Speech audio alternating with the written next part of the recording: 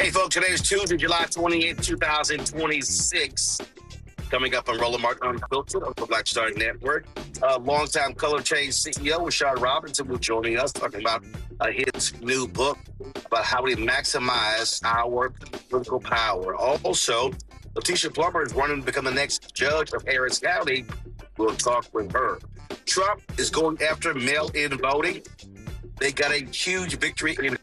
We'll tell exactly what took place and how that has lots of folks worried. Also, we talk about Tuskegee's new dress code as not making a lot of people happy. Some calling it anti-black.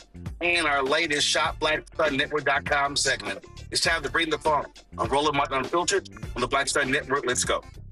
He's got it. Whatever the miss, he's on it. Whatever it is, he's got the scoop, the fact, the fine. And when it breaks, he's right on time and it's rolling. Best believe he's knowing. Putting it down from sports to news to politics. With entertainment just for kicks, he's rolling. It's on go, roll, y'all. It's Roland Martin, rolling with Roland now. He's funky, he's fresh, he's real, the best, you know he's Roland Martin now.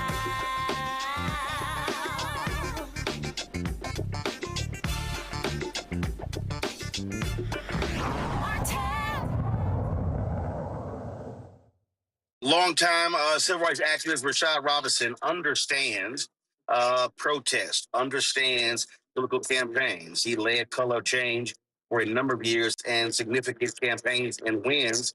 Now he has a new book out where he talks about what really needs to happen in terms of how we move forward. The book is called From Presence to Power, How to Take on the Fights That Matter and Win. So Rashad, glad to have you here. Everywhere I go, you probably get this as well. People say, I want to do something. I don't know what to do. And the average person says, I don't have any power. Yeah. But you say they do. Yeah, I think that what the right wing has actually shown us is that they have totally changed how people can participate, how everyday people can engage. I mean, if you go to the gym, you see folks turning on Fox News and changing the channel. They're wearing their red caps and their jerseys, and as a result, shifting sort of the way that society works. What sort of happens in our schools and other sort of environmental spaces that we're living and operating in. And sometimes we're treating politics almost like it's a basketball game or it's theater. The folks are on the court, the players are on the court, or the players are on the stage, and then we're watching from the outside and commenting. And I think one of the things that we have to recognize that in this era, if we're going to get out of the mess that we're in, we're going to have to do some things to find our power. So part of what I've done in From Presence to Power, which is really a framework, a 21st century framework for how we understand taking on big tech, taking on Hollywood, taking on government, taking on all the forces that stand in your way, is that we're going to need more of us to find our power. And I'm not just explaining it to you, I'm not just giving you concepts, but throughout the book, there are 9 lessons, there are exercises in the book. Take out a piece of paper, map sort of the things that you have in your disposal, and I ask really clear questions so that we can find our power in the singular, but also questions so that we can find our power in the plural. What I mean by that is finding sort of our ability to have connect with the networks and finding our people and finding our tribe so that we can move forward in a different way. You cannot find your power, though, unless you understand the power of the collective. Yes. So what you described when it came to the right is what they've done. They sort of all forget how they move and operate, support one another, drive one another's content that builds this ecosystem, whether it's groups or whether it's media. You're absolutely right. I mean, the part of what they've done to be able to beat us in the media space is that they're promoting one another, they're uplifting one another, they've built with their resources and money ways really for folks who are sort of emerging content creators to be able to be monetized. They're not sort of afraid of their people being able to make money for reaching people and engaging voices. And so we are going to have to find new strategies and engage in new ways if we're going to win up against everything that's stacked up in our way. And so, you've been such a pioneer, Roland, in the media space, building an independent platform that has sort of launched other voices while at the same time reaching people in ways that few others are able to do. And we're going to need more Roland Martins, but we're also going to need to recognize that as we have these platforms, the ask and the demands and the political advocacy is also going to get better, right? Far too often, we are not taking our fights to the corporations that are profiteering off of injustice. We are not taking our fights to the profiteers who are sort of gaining higher status through hierarchy in the face of our oppression. And so we're going to need more voices connecting and reaching people, more narrative infrastructure. We're also just going to need better campaigns. And what my book does is it walks through really clear, essential lessons. But then I tell stories from the campaigns that I've been part of, the ones that I've won, but many that we've lost along the way. And I help to try to deconstruct those things. I mean, you covered very closely so many of the fights that I had with Mark Zuckerberg and Sheryl Sandberg, really fighting for change at Facebook because we weren't at a point where we could get the type of sort of regulation at the federal level that was required. So I was going back and forth, and they would demand that I signed an NDA, and I refused. And they would put a big badge on my suit, and I would have to walk around their offices with that said no NDA. But because I didn't sign that NDA, I'm able to tell the readers how it actually works in those rooms. How do you know whether or not you're in a dialogue versus a negotiation? Our opponents want to keep us in a dialogue. They want to keep us talking. They want to be able to say, we talked to those black folks. This is what they think. We're in conversation.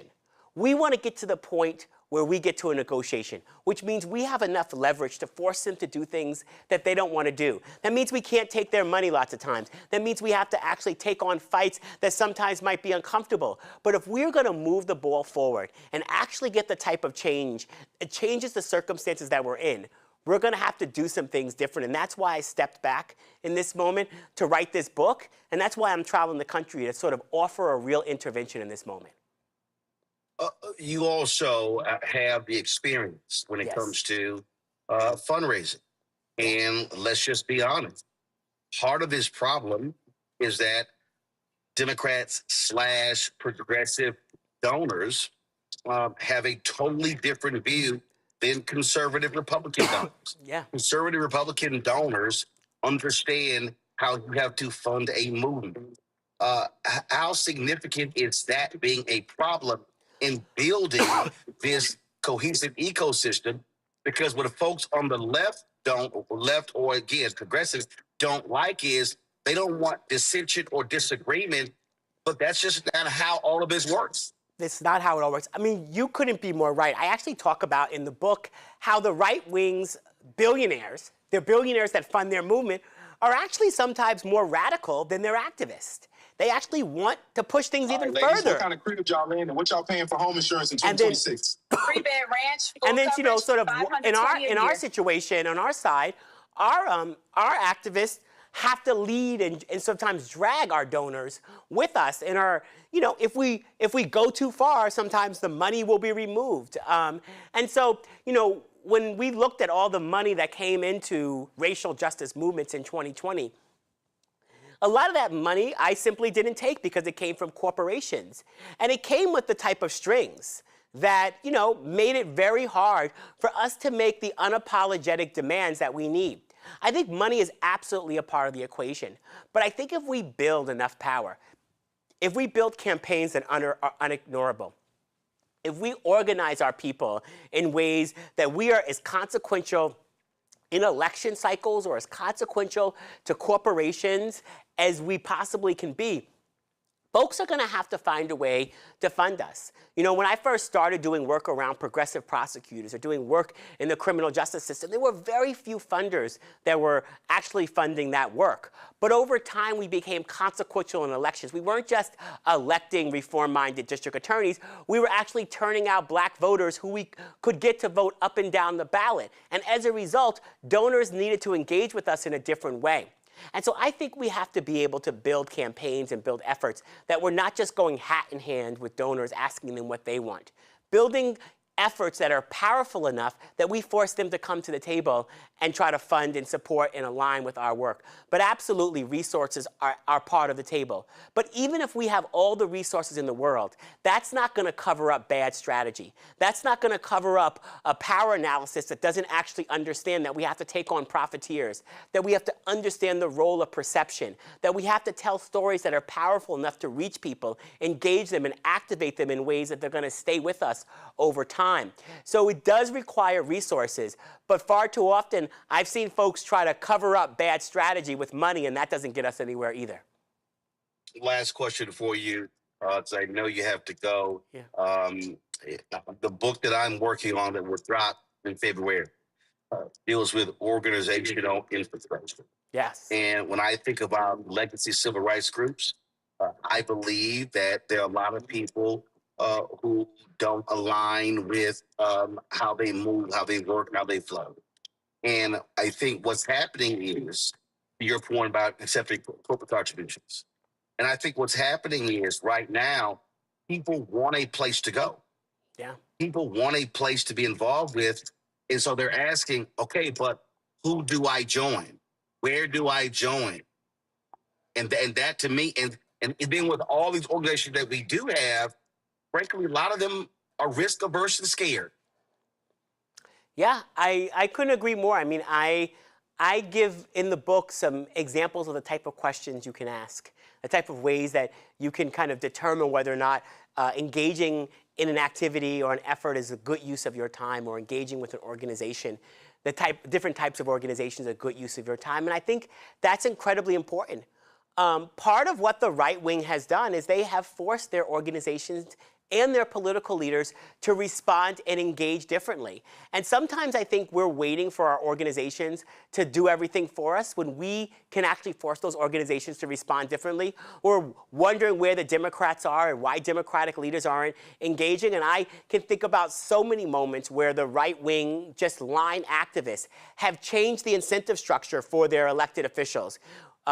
Politicians who were once considered institutionalists in the Senate are no longer institutionalists because they can't afford to be. And so we do have to change sort of what is expected, what the floor looks like, and what the ceiling looks like.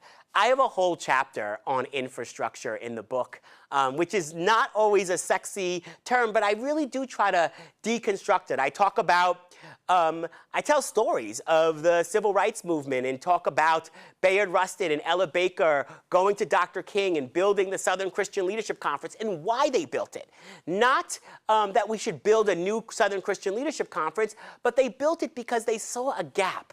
They saw that there were all these disconnected churches and religious leaders, and they needed a stronger base of connected folks. And if they could get those folks aligned and engaged, the sum total of that could be more than the individual parts. And that was a technology. It was an intervention at that moment. I think lots of times what happens on our side is we continue to look back at sort of the legacy of those moments and try to recreate them, not try to recreate the sort of strategic insight that came from it. We need new interventions. You've been so powerful at sort of seeing the media landscape and not trying to create the old thing, but fighting the next war. And so our infrastructure of tomorrow is gonna have to be about fighting the next war. It's gonna have to be recognizing about what are the ways in which technology can be used and what are the ways in which we need to recognize that it could be dragging us into the past. How do we use the tools of tomorrow? How do we build the infrastructure of tomorrow? And part of what my entire career has been about using technology, has been about finding openings, has been about taking on campaigns where we have been David and we've taken on Goliath. And sort of in this next role, I want to go out and I want to make the interventions that help us win more things. So this is a book that's also going to have a lot of backlash because I'm talking about corporations and I'm talking about corporate power. So I'm not going to be on every media outlet. And there's going to be a lot of places that are just not going to want to hear some of this. So I appreciate you always creating space for this. And I hope that those who are watching, those who are listening, recognize that in this moment, if you're tired of losing and you want to win more things, that our opponents have a whole infrastructure for getting out their ideas. And so from presence to power is sort of my intervention in this moment, and hopefully an intervention for all of us that know that we have to do something different. As I sit here, the severe storm that is sitting over the nation's capital that's about to rain down some massive rain. There are severe storms happening all across this country politically. And this is not the moment where we all run and seek shelter and never come out. We've got to get involved in this and be active. Because these people simply, if we do nothing, or as I always say, if we're present but have no presence, then they're going to solidify the power. Y'all, the book is called From Presence to Power: How to Take on the Fights That Matter and Win by Rashad Robinson. Rashad, we appreciate it. Thanks so much. Appreciate you, brother. Thank you. All right, folks, going to go to a quick break. When we come back, we'll talk with our panel. At the bottom of the hour, we'll be talking with Dr. Letitia Plummer, who wants to become the next Harris County judge in the Houston area. You're watching Roland Martin Unfiltered on the Black Star Network. All right, folks, let me get personal for a second. My mom had questions about her Medicare, so she called Chapter, a Medicare advisory company, and she texted me right after saying it's a great benefit. It was easy. A real person walked her through the whole thing, and now she understands better what's going on. But it's not just her. A woman in Yonkers wrote in saying the process was so simple, the enrollment was easy, and she was so glad she called. Then there's Marilyn, 90 years old, in Florida, living on Social Security. Her premium climbed every single year north of $400 a month for coverage she could barely afford anymore. So what does she do? She called Chapter. They found her the same top-tier coverage for hundreds of dollars less. 90 years old, and finally somebody in her corner. I hear stories like that again and again from our community. The Medicare system was not built to work for you. Too much fine print, too many plans. Yet Chapter's advisors are independent and honest, the only Medicare advisors that compare every plan nationwide. They're focused on one thing: what actually works for you. If you're already in the right plan, they'll tell you. No games. People who switched with Chapter saved an average of $1,100 a year. All it takes is 20 minutes. You talk to a real person, and it's completely free help. So call Chapter at 724-264-8281, 724-264-8281. That's Chapter. Ask you a question. Why do so many people seem to think they know black men so well? What they think we want, what they think we need. Hell, they even tried to tell us why and how we voted, but never had a conversation with us. Never asked us how we felt, what brings us joy, what makes us angry, what makes us scared.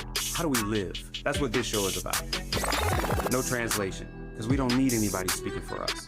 We can speak for ourselves. This will be a show where we bring brothers on that you don't see on every other talk show. Nope.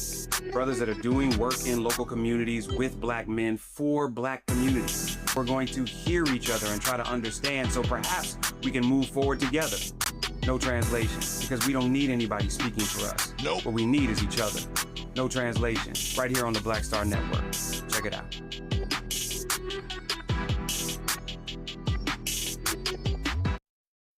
With medicine and science under attack, I want to keep you and your family informed and healthy.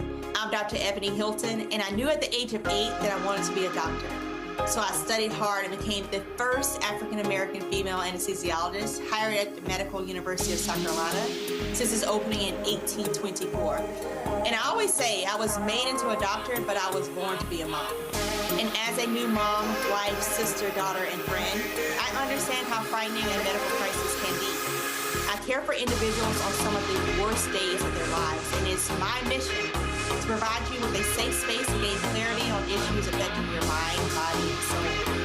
I recognize that there are health disparities, particularly as it pertains to race, and I want to help bridge the gap between you and your healthcare providers. Join me every Thursday for Second Opinion on the Black Star Network, where each week I'll invite experts from various medical fields to share the latest health news.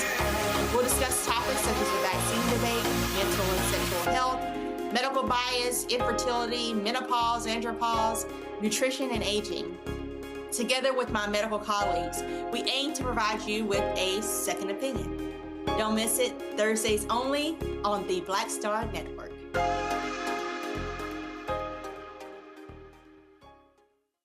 Hatred on the streets, a horrific scene, a white nationalist rally that descended into deadly violence. White people are losing their damn minds. As an angry pro-Trump mob storms the U.S. Capitol, We're about to see the rise of what I call white minority resistance.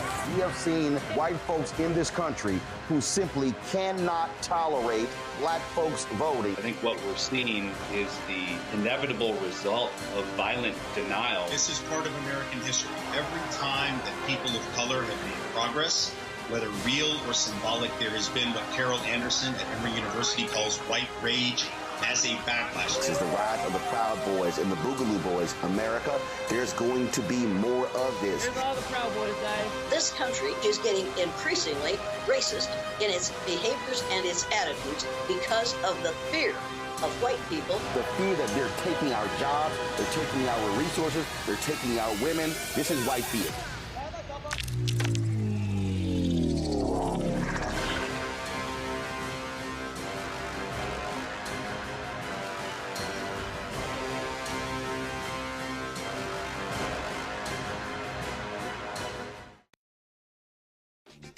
My name is Bill Duke, and you're watching Roland Martin Unfiltered.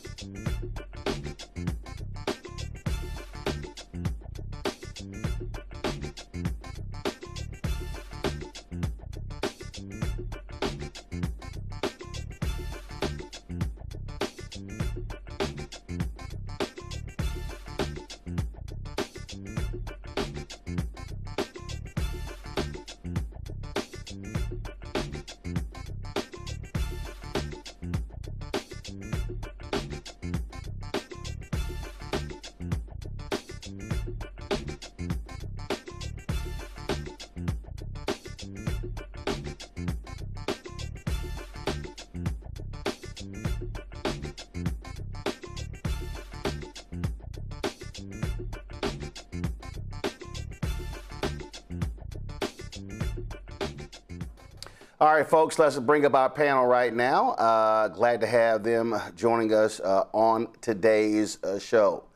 Joining us right now, Winkudi Siant. She, of course, is co-founder and CEO of Politicking, joining us from D.C. Randy Bryant, entrepreneur, author, speaker out of D.C. as well. And Dr. Mustafa Santiago Ali, former senior advisor for environmental justice at the EPA. Glad to have all three of you here. Winkudi is real simple. What Rashad talked about is so important, that people are going to have to understand that you can't sit on the sidelines if you want to see change. And it's not going to happen just because. It literally involves people doing the work.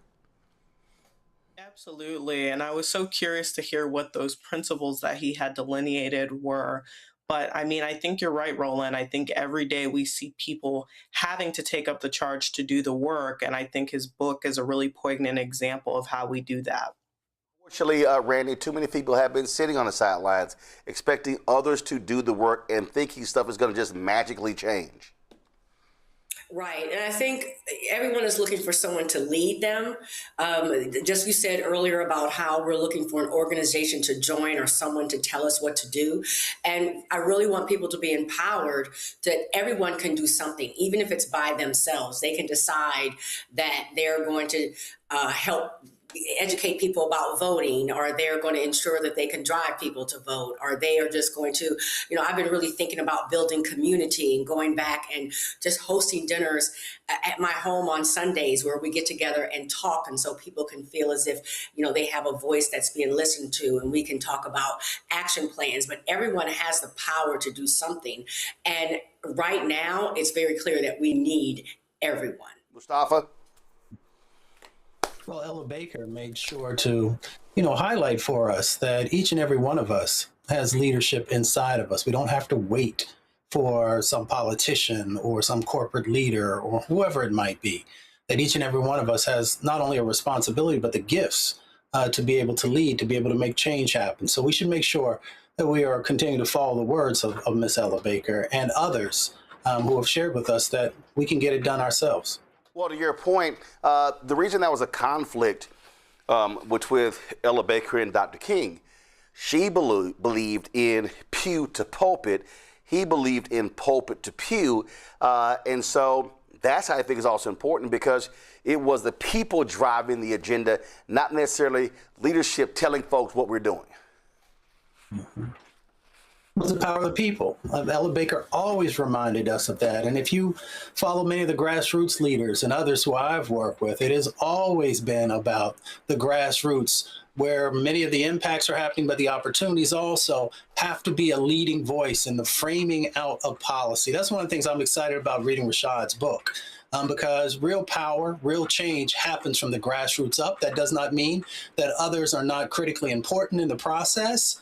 But if it's not changing the lives of everyday folks, why are we doing it? And unfortunately, we have some folks who want all the attention, they want the glamour and the spotlight of leadership, but they don't want to do the hard work. I want to stay right there on that particular point. It is not about the glamour or the attention. Unfortunately, when Cooney, we're living in this attention economy where that's what it's all about, where real work is not about becoming a celebrity. It's really not, Roland. And I think a lot of people have missed that with the advent of social media. I think it has given so many people a platform. And that's not necessarily a bad thing, right? I think it's great that people have platforms. But I think what the issue is that, unfortunately, my generation, we don't see enough people really step into the forefront to really lean into what leadership looks like. And I think it's because of bystander effect, right, Roland? Everybody thinks somebody else is going to do something about the problem, and thereby nobody ends up doing anything at all. So I think we have to recognize that with an opportunity and with a platform comes power. And I really call more young people to really step up to the pulpit and really start to gather the people behind them. Randy, I remember when we were in Shreveport, Louisiana, and it was after that brother had shot and killed 7 of his kids and 2 of the women. And there was a young man who stepped up to the microphone, and he implored those on the panel to pass the baton. And he talked about his big social media following. And what I said to him was, hey, why don't you organize and mobilize your followers, your people, younger folks? I said, and then when you've done that, when you come back to the table, you actually don't have to ask to pass the baton. You have created something. Well, he then goes back and puts a video out criticizing me for what I said. And I said, but you're proving my point. All you're doing is just putting out videos. I said, you need to understand, becoming a leader is not just about clicks and views. It's literally about building something. You're right. I mean, there's a responsibility that comes with when you do get attention because you're on social media and you are putting out videos, which is a form of activism. Hopefully in your people's videos, they're educating people, they're motivating people. But at the same time, what is the next step? What are you doing to actually make change and showing other people how to make change. And I believe oftentimes people get lost in the fame and the attention of things. We see a lot of social media presence where they are now, traveling and showing what they're doing as far as their personal lives, which is also fine. But have you lost your vision? Have you lost your goal? And if your goal is to make changes within the Black community, then you have to keep your eye on that prize.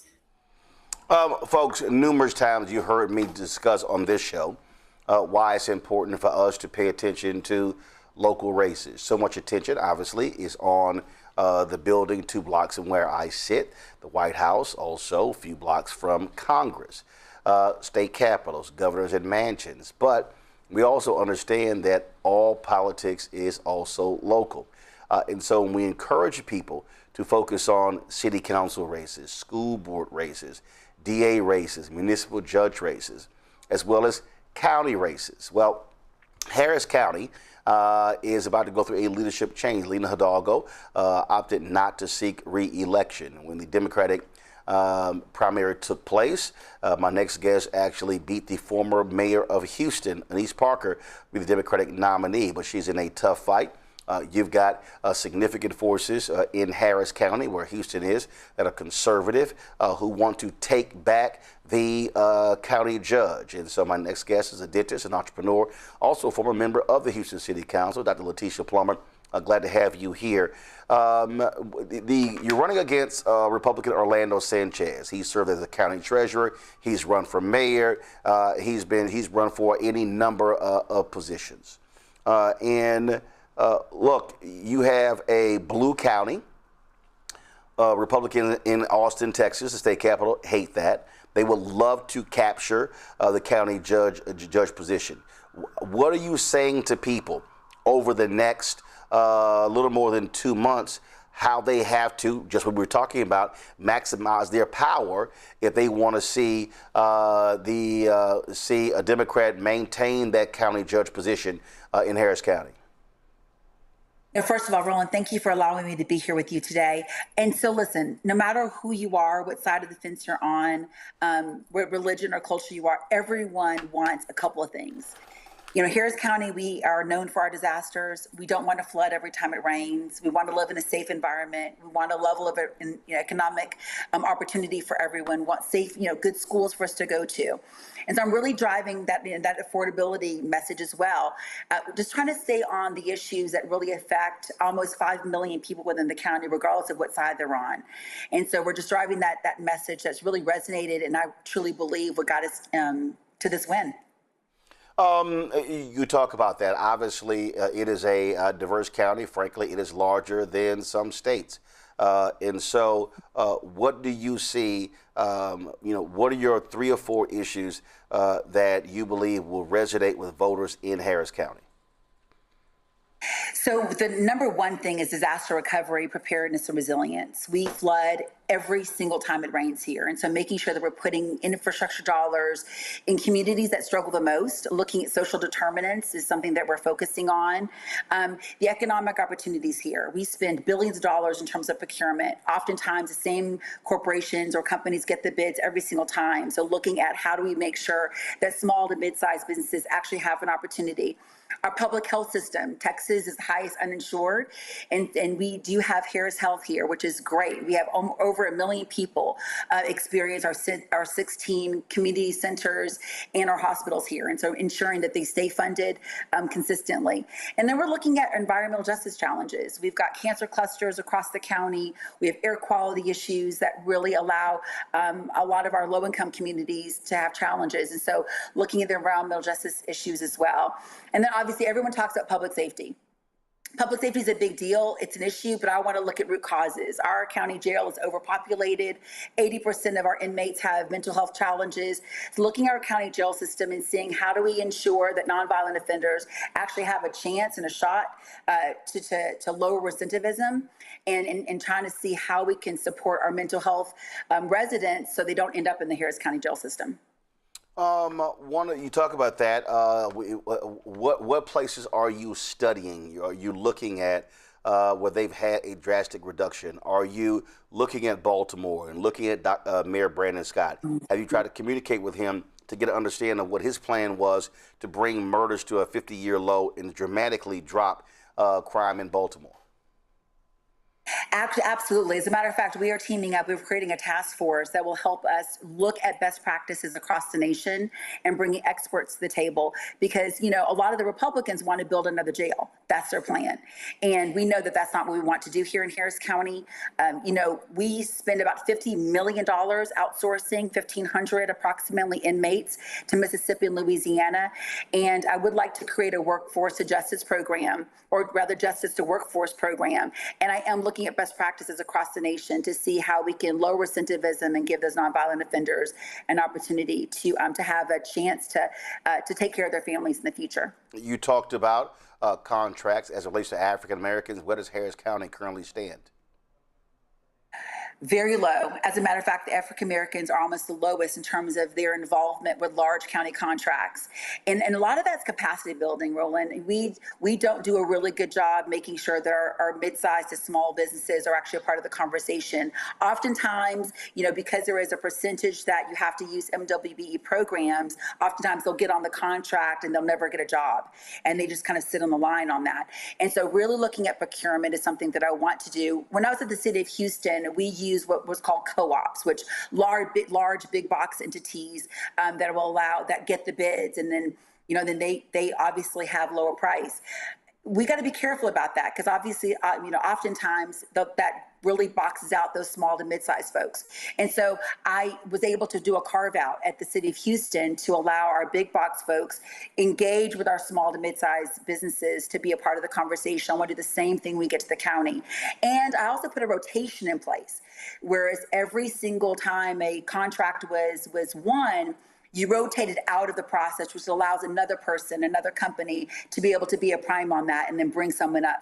And so, you know, we spend billions of dollars in terms of procurement at the county, and oftentimes the same folks get the same jobs every single time.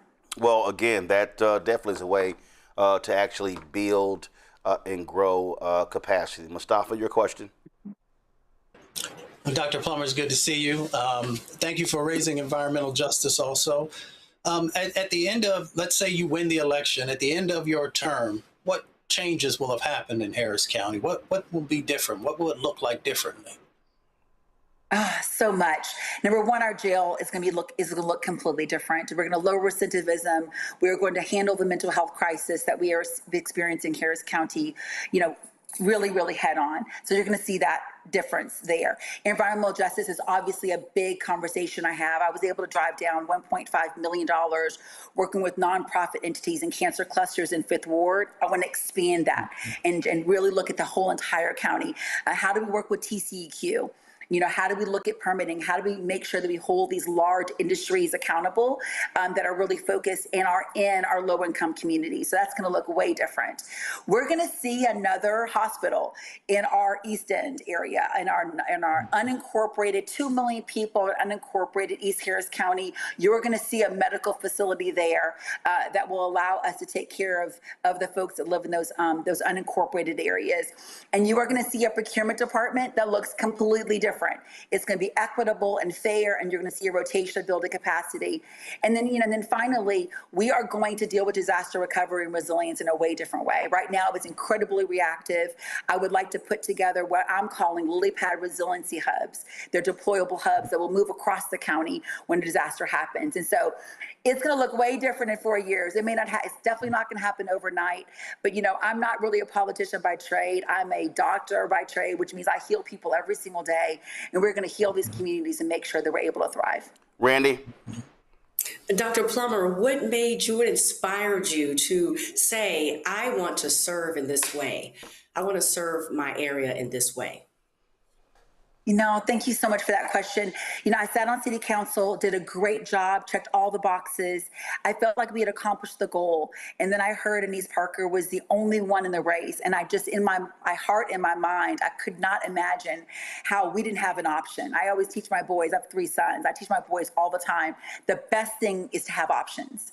because you're not boxed in and making decisions. And so that's what we did. We brought a different option to Harris County voters, and we did it. We were outnumbered, we were outpolled, we were outraised, outnamed in every way, but our message resonated. And I'm just so honored and humbled, honestly, to be able to be the first African American to ever hold this seat, and just excited to be able to help my community. Owen Cooney. Thank you for that, Dr. Plummer. I love the notion of having options. And as you mentioned, healthcare has been at the center of your career. I'm curious about what lessons from the healthcare field have most influenced your work in public office. Yeah, so I use it all the time. So as a doctor, I have to first listen to my patient. My patient will always tell me what the problem is way before I look at any data. Then I look at the diagnostics, I look at my x-rays, I diagnose the problem from my scientific perspective. And then I ask the patient, I tell the patient, these are our options. What do you want to do? These are the pros and the cons. And we bring specialists in to have that conversation and make sure we give them all the information that they need. Then they decide, they've got that level of autonomy and authority to decide on how they want to be handled, and then we execute and heal. I do the exact same thing in politics. It's no different. And I think what we don't do as elected leaders is we don't listen enough. We just have to be quiet long enough to listen, because our community has all of the answers, and I think that's really where it starts. And so I use that same type of platform or structure in making my decisions every single day. It's got us great wins in City Council, and it's going to get us great wins at Harris County. Money obviously is important, and so how is fundraising going? Yeah, fundraising is good. I mean, I will tell you, Roland, we're never going to raise as much as Republicans, but I was outraised 10-1 in this race. And so, yes, money's important, but people are more. And that's what we proved in this race. We have got people that are ready to go. I think over 400 people have already signed up to volunteer on our campaign. And I will continue to fundraise, doing our call time and driving those dollars in to make sure that we can do all the things that we need to do to let people know who I am, what I stand for, and why I'm humbly asking them for their support. And so, yes, it's coming in. It's, fundraising is tough right now. It's the summer. Everyone's on holidays, but it is consistent. People are having fundraisers over and over and over again for me. Call time is doing great. So we're excited about this. I just had Rashad Robinson on, and he was talking about his book, From Presence to Power, how to take on the fights that matter and win. As you are traveling around Harris County, I'm quite sure you're hearing people say, you know what, I don't believe I can make a difference. What do you say to those folks who have checked out of a process in terms of not voting, especially African Americans?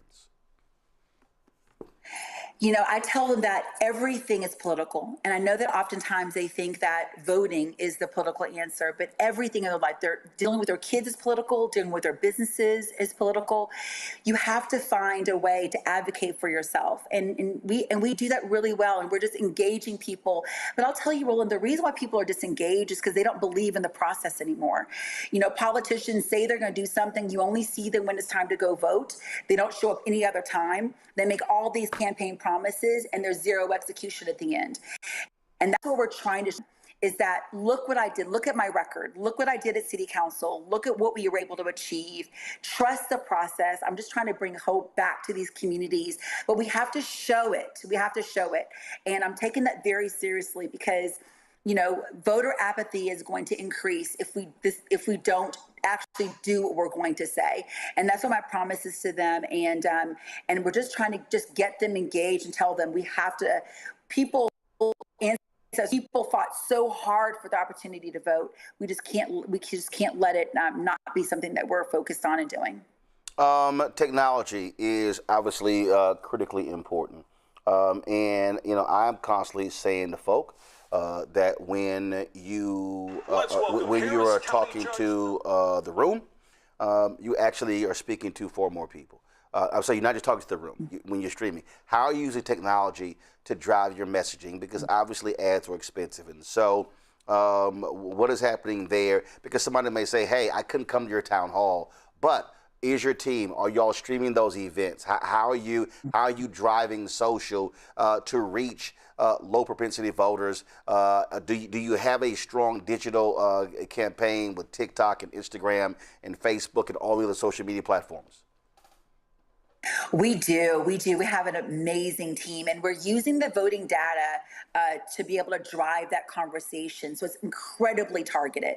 One good thing about Texas is that we all do research, we knock doors, and we make phone calls, and all of that goes into one database. And so we're using that. It's called VAN, and we use that system to make sure that we're touching people consistently and letting them know.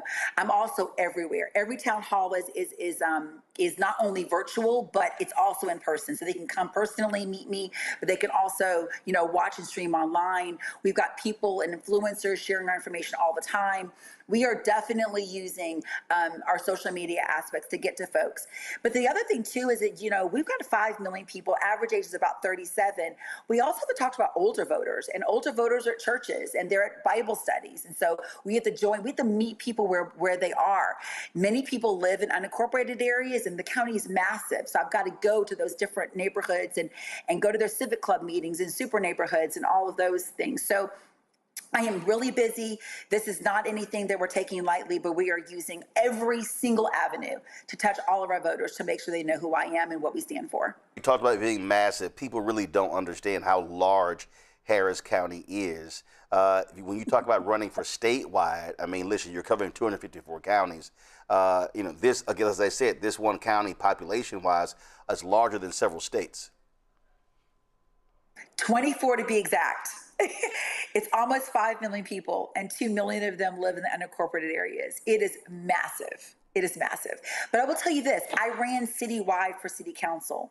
And so Houston proper itself is large. And so, it being large isn't such a big deal to me. It's really touching people that didn't know who I was as a council member and really just getting my name ID up. And so a lot of effort, a lot of creativity, but our message is resonating. And then we're building our surrogate base, and we'll have surrogates. They'll be able to go to meetings and really speak on our behalf. And so I can't do this by myself. This has got to be a collective effort, collaborating with the Texas Democratic Party, with our Harris County Democratic Party as well. And so really kind of doing coordinated campaigns, working with our down ballot candidates as well. Top of the ticket, obviously, Tallarico and Hinojosa. So we are looking at this from a broad scale, but we're drilling down too. People got me here, and I'm never going to forget that. And those are the ones that are going to move the ground enough to make sure we win. Obviously, when you look at the demographics, the reality is Harris County is a majority-minority district, some 46% Latino, 20% African-American, almost 25% white. And so this also is about part of coalition building. It absolutely is. And one thing that I love about my background is, my mother is Arab and Yemeni, and my dad is Black American. So I really do understand kind of the cross culture that we experience in Harris County. And I think that's kind of one of my superpowers, to be honest. But I'll tell you, 79% of African Americans did not vote in the midterm, in that March primary. And so we've got a No, I don't want you to go past that. Give that number again. Yeah. Yes, 79% of Black voters did not vote in the March primary. In terms of Harris County? In Harris County. And so the reason I want you to repeat that, because when I was trying to explain to people, Congresswoman Jasmine Crockett, and what happened there, she needed massive turnout in Harris County to win. Folks did not vote. And people are like, I'm not understanding. I'm like, because you have to look at the actual numbers. Go right ahead. Yeah, so there are people, Roland, that we just need to touch again. These are folks that voted for Kamala, right? We just got to bring them back. And so we've got very targeted messaging to folks and trying to understand, what is it? What is it about? What made you stay home in this March primary? And there are opportunities there. And I love that. And so we're going to ignite our base. We're going to talk to every voter across the county, but we really have to figure out how we can increase our Black voter turnout, and not just for me, but for our down ballots. We've got some great down ballot candidates that could just do amazing things in Harris County, and so that's my job. I've got to deliver Harris County. And a lot of folks don't really realize that, but to win Texas, you have to win Harris County. There are no options. And so I'm taking that job very You mean as a Democrat? Obviously, Republicans do well in Texas. Yeah. But yeah, if you don't win Harris County, you ain't winning nothing. You're done. Nothing. It all stops here. Everything stops at Harris County. And so, I really do believe that it's a big charge, but it's something I'm taking seriously.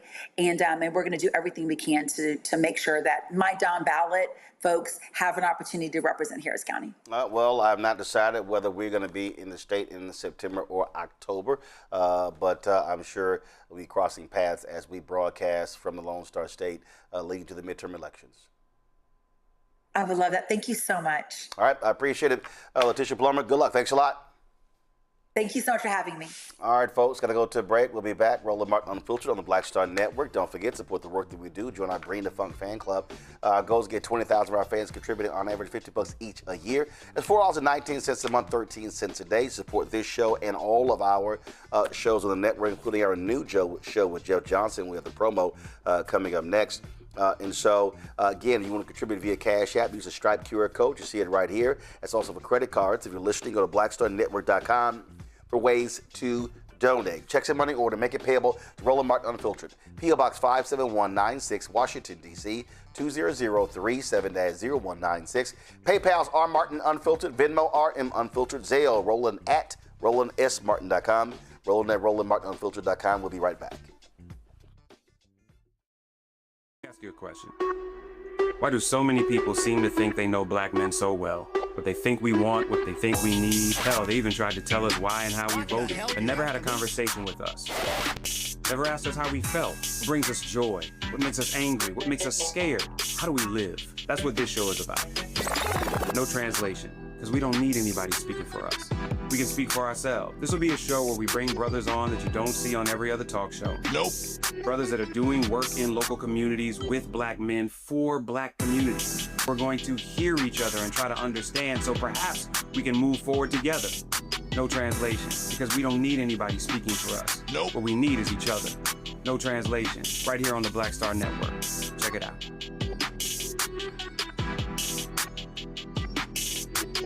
All right, folks, let me get personal for a second. My mom had questions about her Medicare, so she called Chapter, a Medicare advisory company, and she texted me right after saying it's a great benefit. It was easy. A real person walked her through the whole thing, and now she understands better what's going on. But it's not just her. A woman in Yonkers wrote in saying the process was so simple, the enrollment was easy, and she was so glad she called. Then there's Marilyn, 90 years old, in Florida, living on Social Security. Her premium climbed every single year north of $400 a month for coverage she could barely afford anymore. So what does she do? She called Chapter. They found her the same top-tier coverage for hundreds of dollars less. 90 years old, and finally somebody in her corner. I hear stories like that again and again from our community. The Medicare system was not built to work for you. Too much fine print, too many plans. Yet Chapter's advisors are independent and honest, the only Medicare advisors that compare every plan nationwide. They're focused on one thing, what actually works for you. If you're already in the right plan, they'll tell you. No games. And people who switched with Chapter saved an average of $1,100 a year. All it takes is 20 minutes.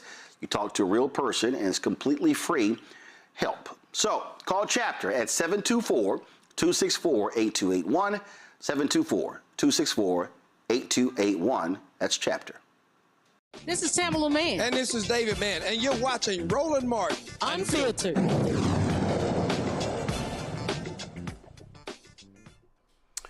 Folks, the Trump administration is asking the Supreme Court to weigh in on their new restrictions on mail-in ballots. This also follows a big victory that they actually received in court. So an appeals court actually spoke up about this. And give me 1 second, I'm going to pull this up. And so this was posted earlier today. In a loss for voters, the D.C. Circuit affirmed a lower court ruling upholding parts of Donald Trump's executive order targeting mail voting, including allowing DHS to build a citizenship registry, the USPS to withhold mail ballots from states that don't share voter data with the government. Now, On Monday, the Department of Justice asked the Supreme Court to freeze several lower court rulings that blocked Trump's March executive order from taking effect while the administration appeals. The executive order would only allow states to deliver mail-in ballots, again, to federal people and federal citizenship lists or eligible voters. The Postal Service could deny delivery of mail-in ballots, and federal funding could be withheld from states that don't comply with the new rules. In a statement, Solicitor General of the United States, D. John Sowers, said, quote, "And the injunction is especially indefensible because the agencies are still deliberating over how, if at all, to implement the order. Yet the district court preemptively decided that whatever the agencies may choose to do will necessarily be unlawful." The administration is asking the court to approve this request quickly so that the new policies can take effect in time for the midterm elections. The reality here, Mustafa, it's not enough time. And you've heard Senator Tom Tillis and others say that. But again, what Donald Trump and MAGA is trying to do, you want to talk about rigging elections? This is rigging elections. Yeah, this is major voter suppression. This is rigging elections. This is making sure that, less people have the opportunity to fully participate.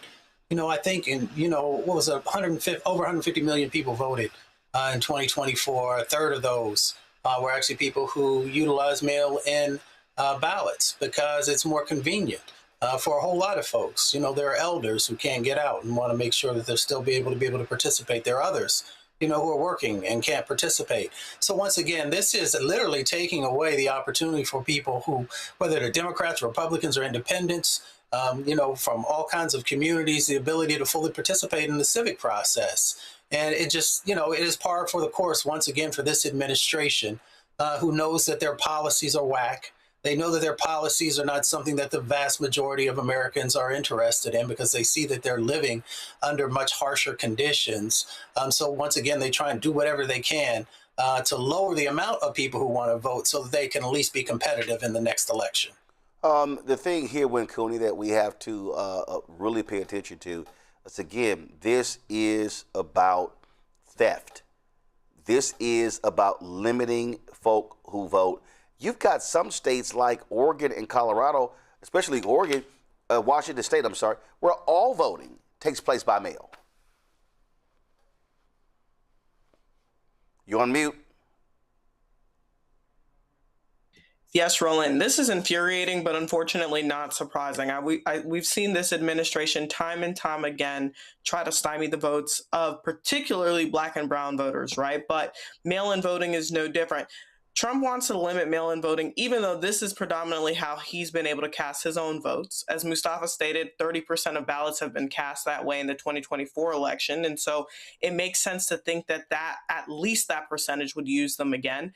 And let's really think about it. When we think about voter disenfranchisement, when you take away something like mail-in voting, that's the number one way to disenfranchise a people, because we know that mail-in voting increases voter participation, particularly for people with demanding work schedules, caregiving responsibilities, disabilities, illnesses, people that are historically disenfranchised and disengaged, right?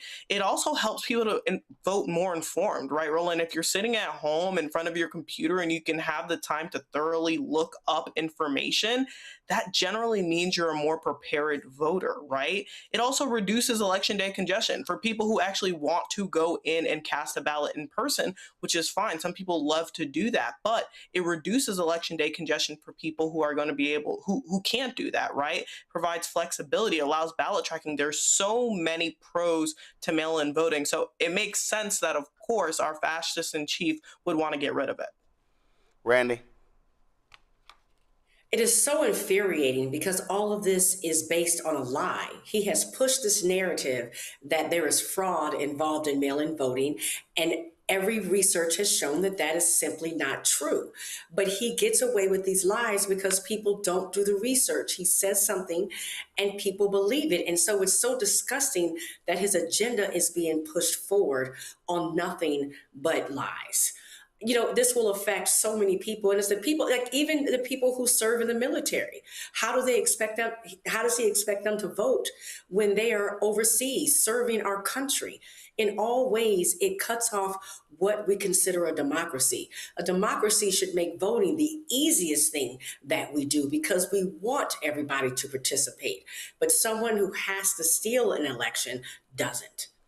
All right, folks, so let's talk about this nutcase in the White House. During Monday's General Motors tour in Milford, Michigan, the twice impeached, criminally convicted con-man-in-chief Donald Trump literally said something that was beyond stupid. Y'all, Michigan has been hit hard by his tariffs, particularly the automobile industry.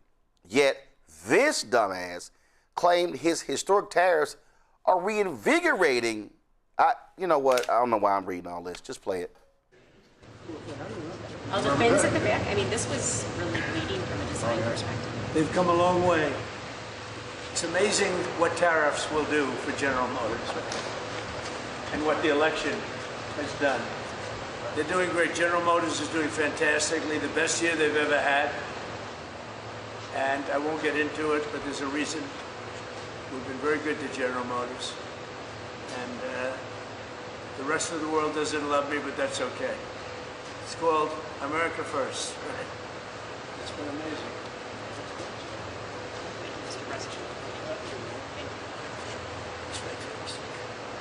You know Margot? She's been with me. Does anybody know Margot? Like, how well do you know Margot? She's been with me from... Y'all, that's General Motors CEO Mary Barra. When couldn't she know better? They've had slow job growth in Michigan.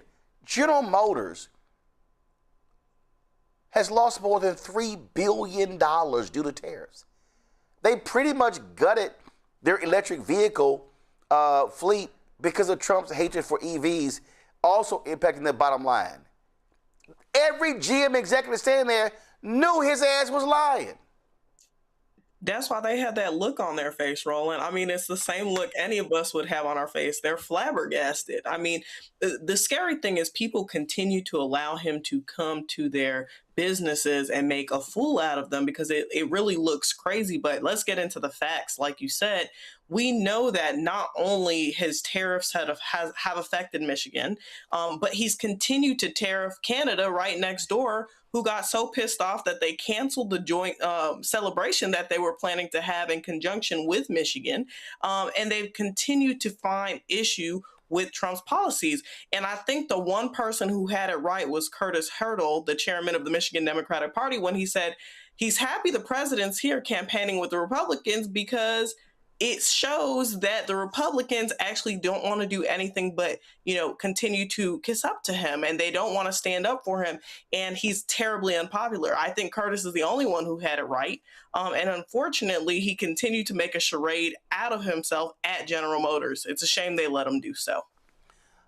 We're talking a state that right across the river there, Mustafa, is Canada.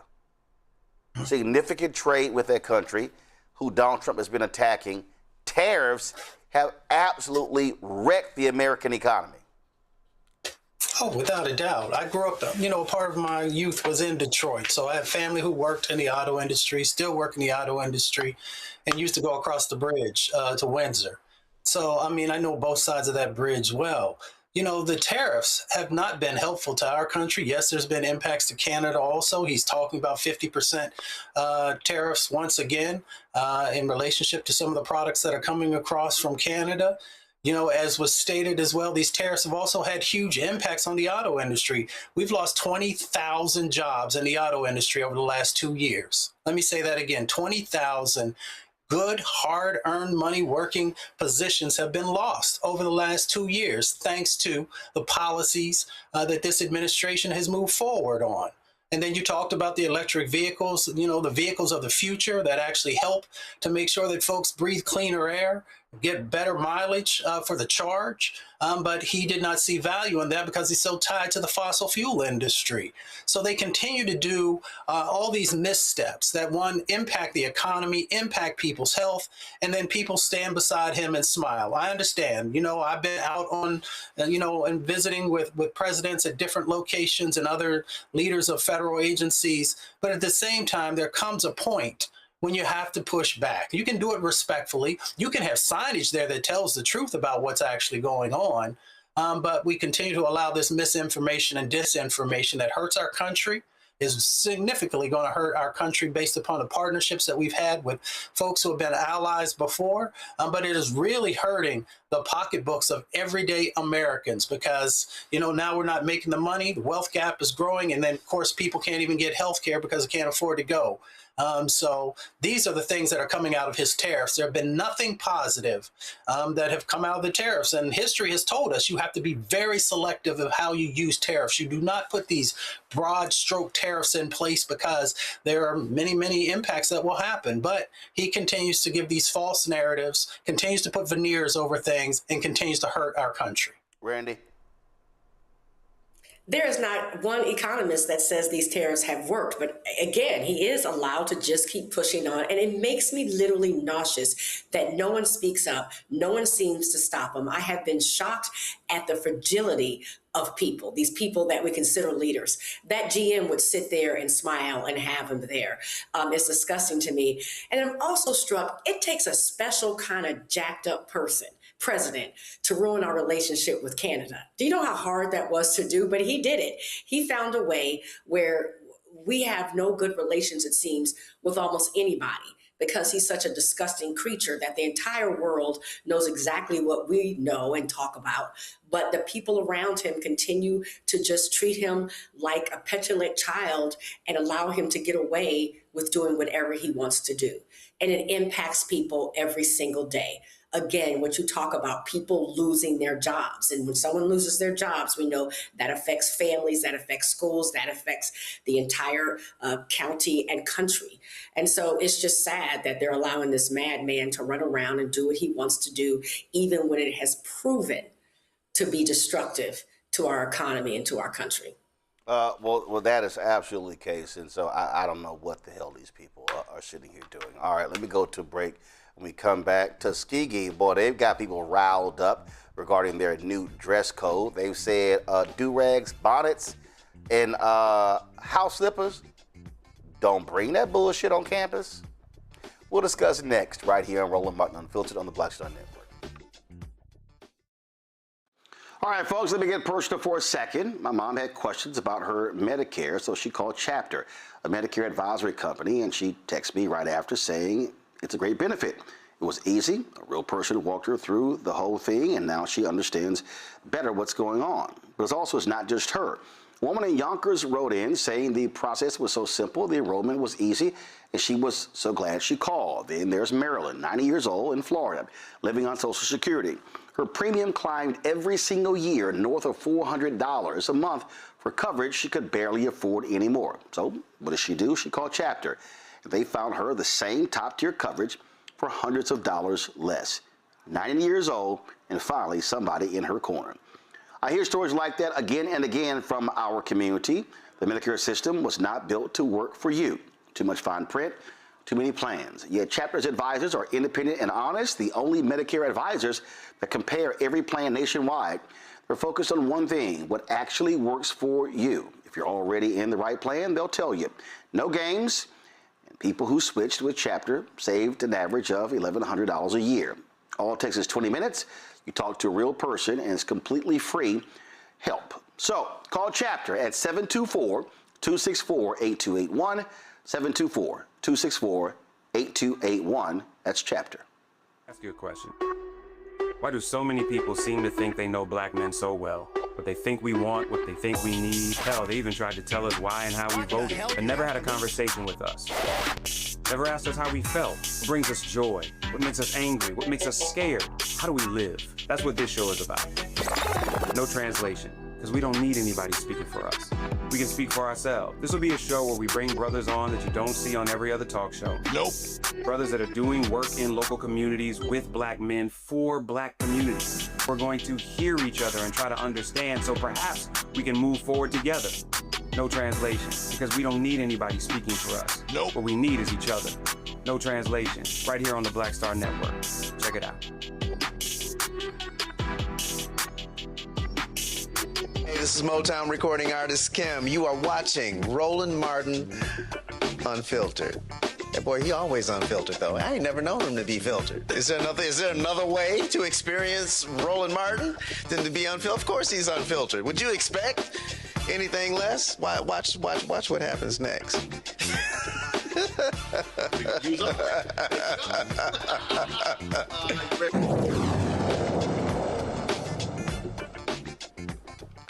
All right, y'all. Tuskegee's new president has updated the university manual, and that includes a dress code. President Dr. Mark A. Brown sent out a welcome letter to students outlining the new policy and behavioral standards for the academic school year. Dear Tuskegee University students, we're excited to welcome you to Tuskegee University next month as you are arriving at an extraordinary time in the university's history. Tuskegee has entered its Renaissance era of transformation and renewal, and we are expecting a 32-year new student enrollment high in August. Tuskegee is focused on challenging you academically with resources to ensure graduation while preparing you for the workplace. You're required to find internships in their area of interest, identify certifications to enhance professional skills, and develop a resume. There are more than 30 certifications you can get at Tuskegee at no additional cost. You must also visit the University Career Center in Kinney Hall. It is there where you'll be able to connect with potential employers, internships, and learn more about career opportunities long before your senior year. You cannot wait until you are a senior to focus on your career options. The university has developed a new policy for student attire on campus, classroom attendance, and cell phone use in classrooms. Tuskegee students now have a dress code for public and professional places. The student handbook requires students to arrive on campus with a business suit and proper shoes for a business meeting. Students are prohibited from wearing revealing clothing in class, to the cafeteria, or in official settings like convocation. They're also not able to wear bedroom shoes, bonnets, or do-rags to class or the cafeteria. Faculty will be empowered to respond to students who are inappropriately dressed based on these guidelines. Faculty will also be able to respond to a different classroom challenge, cell phones. Unless directed by the professor, students are no longer allowed to use their cell phones while in class. They should be turned off to eliminate any distraction from the instructor's lesson. We are attaching the attendance policy to minimize any confusion around attendance. Students are required to go to class. That is the heart of all academic success, and we track attendance. The goal here is not meant to restrict you from enjoying the Tuskegee experience, but to prepare you with a solid foundation for the workforce you will enter once you leave Tuskegee. Employers are less forgiving, and too often presentation may overrule stellar preparation. Tuskegee University continues to prepare the best and brightest for a lifetime of success. With these changes, we want to ensure every student is as prepared as they can be. I look forward to seeing you in August.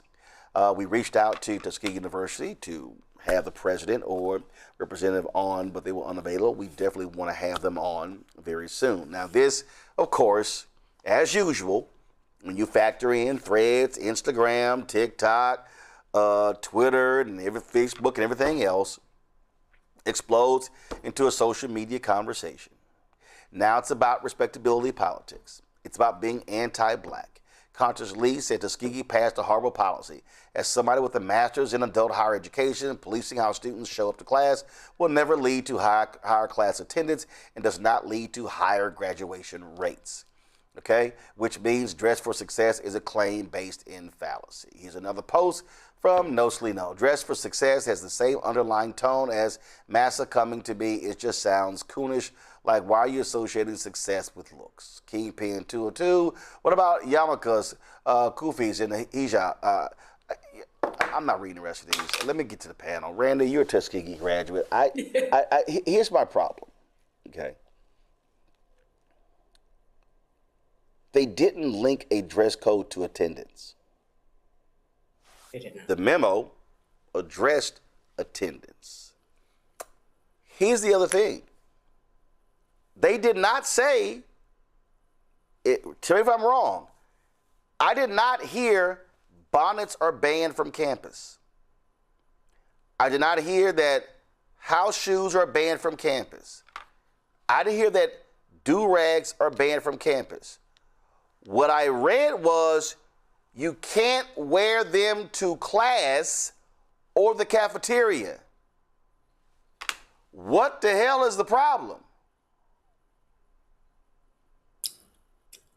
There should be no problem. As a Tuskegee graduate, a proud Tuskegee graduate, I was there from 88 to 92. I was very pleased to see the changes that were happening. And of course, this is an overall change. They're not just talking about, everyone's focusing on do-rags and bonnets, where they also are talking about just a renaissance and changing things and improving what's happening at the university, which is what you want your leaders to do. That's what you would want to happen at any corporation or a higher institution, where you look at it and say, how can we improve? So I'm sure the phones were disruptive to people's learning. I'm sure people coming to class who are scantily dressed could be distracting to higher learning. How do we get people to feel you can't learn if you're not attending classes? So it was an overall restructuring and a set of rules. And it's unfortunate that the only thing that they're focusing on in all this brouhaha is over bonnets and do-rags.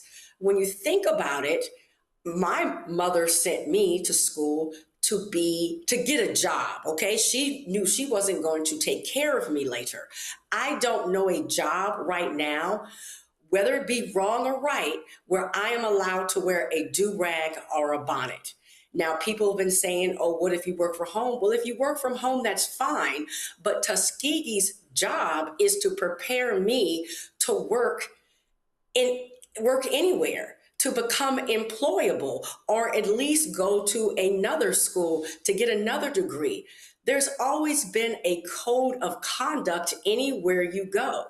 And so why are you sending your child to Tuskegee, or why are you going to Tuskegee if you're not willing to learn and to rise to certain standards? I was thinking about many years ago, I had a meeting at a major tech company, and we were talking about, DEI, and the woman shared with me, she said, I really wish, should I meet, as a sister, should I meet a lot of brilliant Black candidates, but it's almost as if they need a finishing school, because sometimes, because of our state in this country, these are first-time people who are attending college, or no one has taught us how to write a resume, which is a part of the new program that Tuskegee, the new renaissance that they are implementing. How to dress, what it means to show up on time, that it's actually 15 minutes early. So attendance is important. They haven't learned those things. So while, yes, these people may be brilliant, they have earned a degree, they don't know some of the things that you need to know to make it in corporate America. They don't know the rules. So what Tuskegee is saying is they're taking on their responsibility and saying, we're going to teach these children and prepare them for the workplace. We're going to set a standard, which I don't know where else they don't do that. And I just want to say one more thing. Well, I've heard two things. One, people have said, well, I'm paying for my education, so I should be able to wear what I want to wear. And I'm saying, when you pay for your meal in a restaurant, it doesn't mean you can wear a bikini and show up. And then secondly, what people are saying is that at white schools, they don't police your hair, your bonnets, your do-rags. And I don't believe white schools are even thinking about how to prepare our students to function in a white racist society. How do we prepare our students, our Black students, to be able to excel in this world as it is?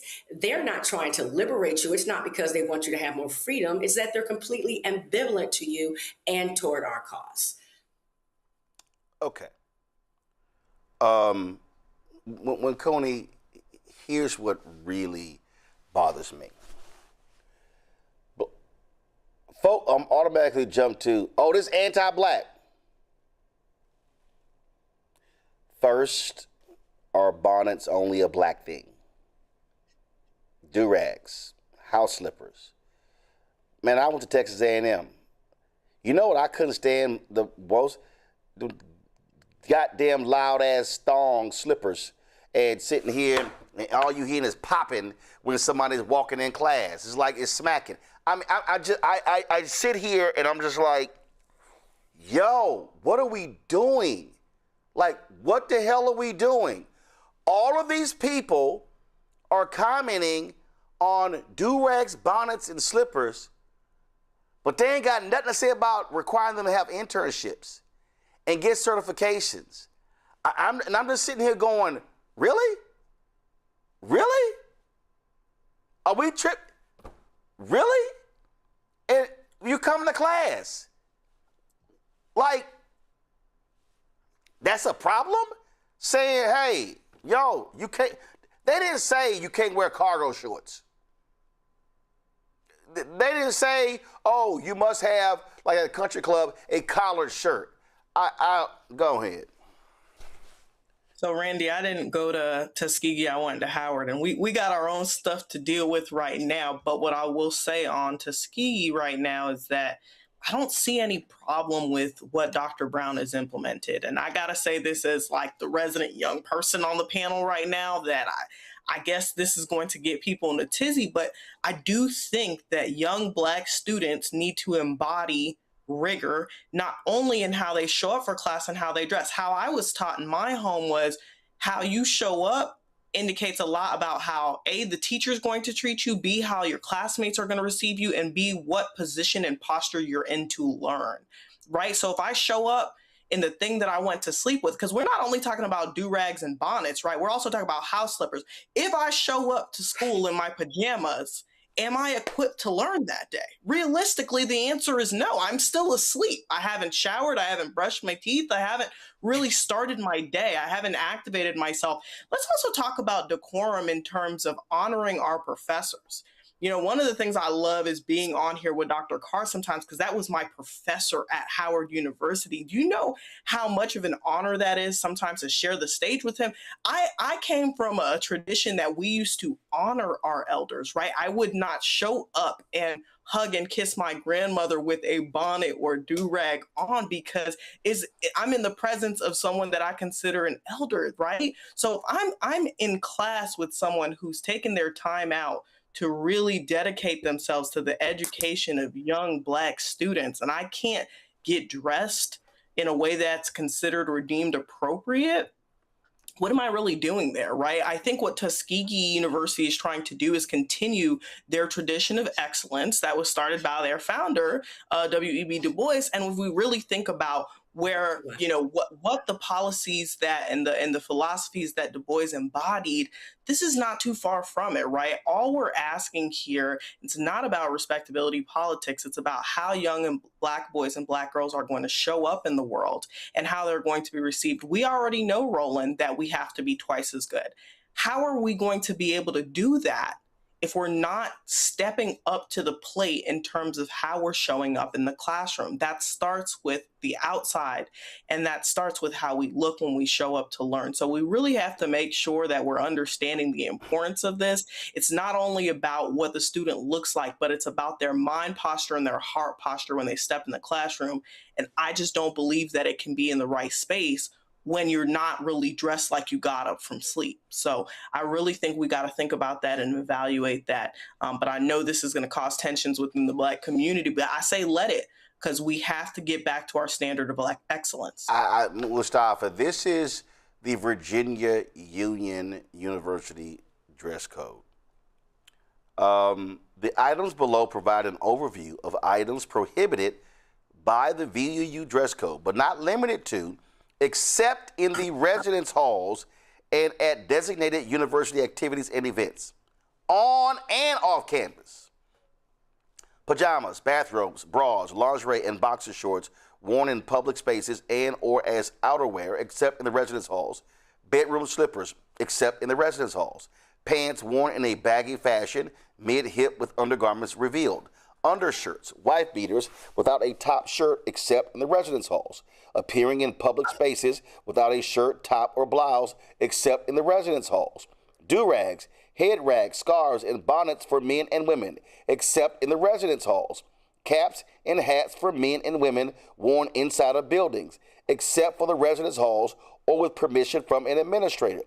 Curlers, rollers, and other items used to groom hair except in the residence halls. Shirts worn as head wraps except in the residence halls. Hoodies with hoods over the head while inside a building. Micro mini skirts, midriff shirts, see-through blouses, low-cut blouses, and or other such attire that reveal excessive cleavage in classroom buildings. Clothing, jewelry, hats, and other garments or other accessories with obscene or offensive language, gestures, and or profanity, or the display allude to drugs, drug paraphernalia, and other illegal substances. Students are expected to use good judgment in determining what to wear at special events. Examples of special events are new student orientation activities, fall convocation, Founders Day, career fairs, on-campus interviews, honors programs, and convocation. The attire for these events is outlined below. Dress pants, no jeans, business suit, dress shirt, tie, and dress shoes.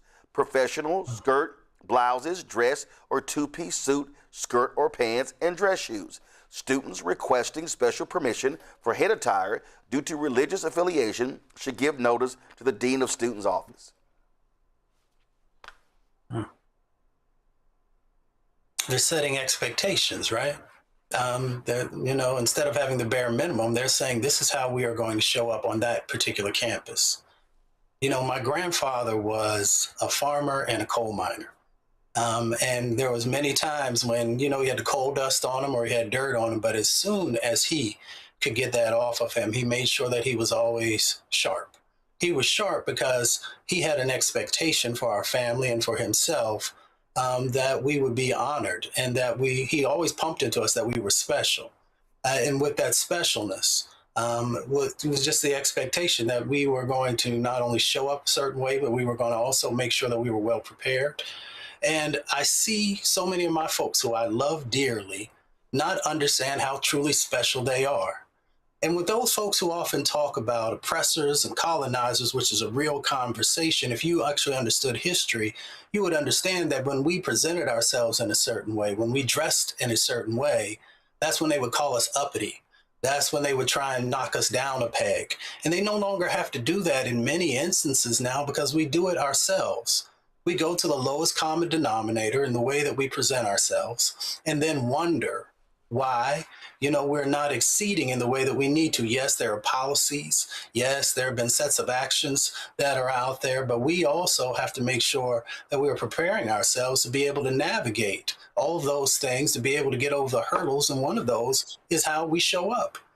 So you have a right, but if you choose to go to an institution and they share with you what their set of expectations are, if you don't want to go to Tuskegee, you don't have to go to Tuskegee. You can go someplace else that might have a lower set of expectations, but you're also missing out on the opportunity to go to a historic institution, and they should have a set of values. They should have a set of expectations because they are trying to prepare you to be as amazing as you possibly can be and to be able to navigate this world that when you step outside those doors, you're going to have to deal with.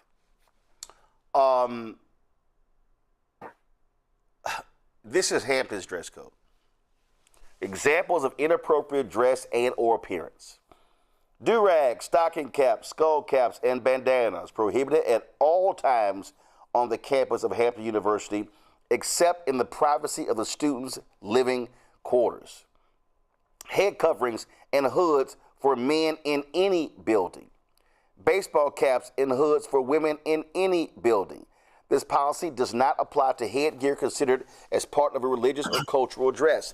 Bare feet, shorts that reveal buttocks, shorts, all types of jeans at programs dictating professional or formal attire, such as musical arts, fall convocation, Founders Day, and commencement, clothing with derogatory, offensive, and or lewd messages, either in words or pictures. Men's undershirts of any color worn outside of the private living quarters of the residence hall. Sports jerseys without a conventional T-shirt underneath. Men and women's pants that show underwear. They lay it out right here. And I guess what drives me crazy, and then y'all can jump in. What drives me crazy is when we resort to, oh, that's white folks. Oh, that's white folks. Oh, you try to do the work of massa.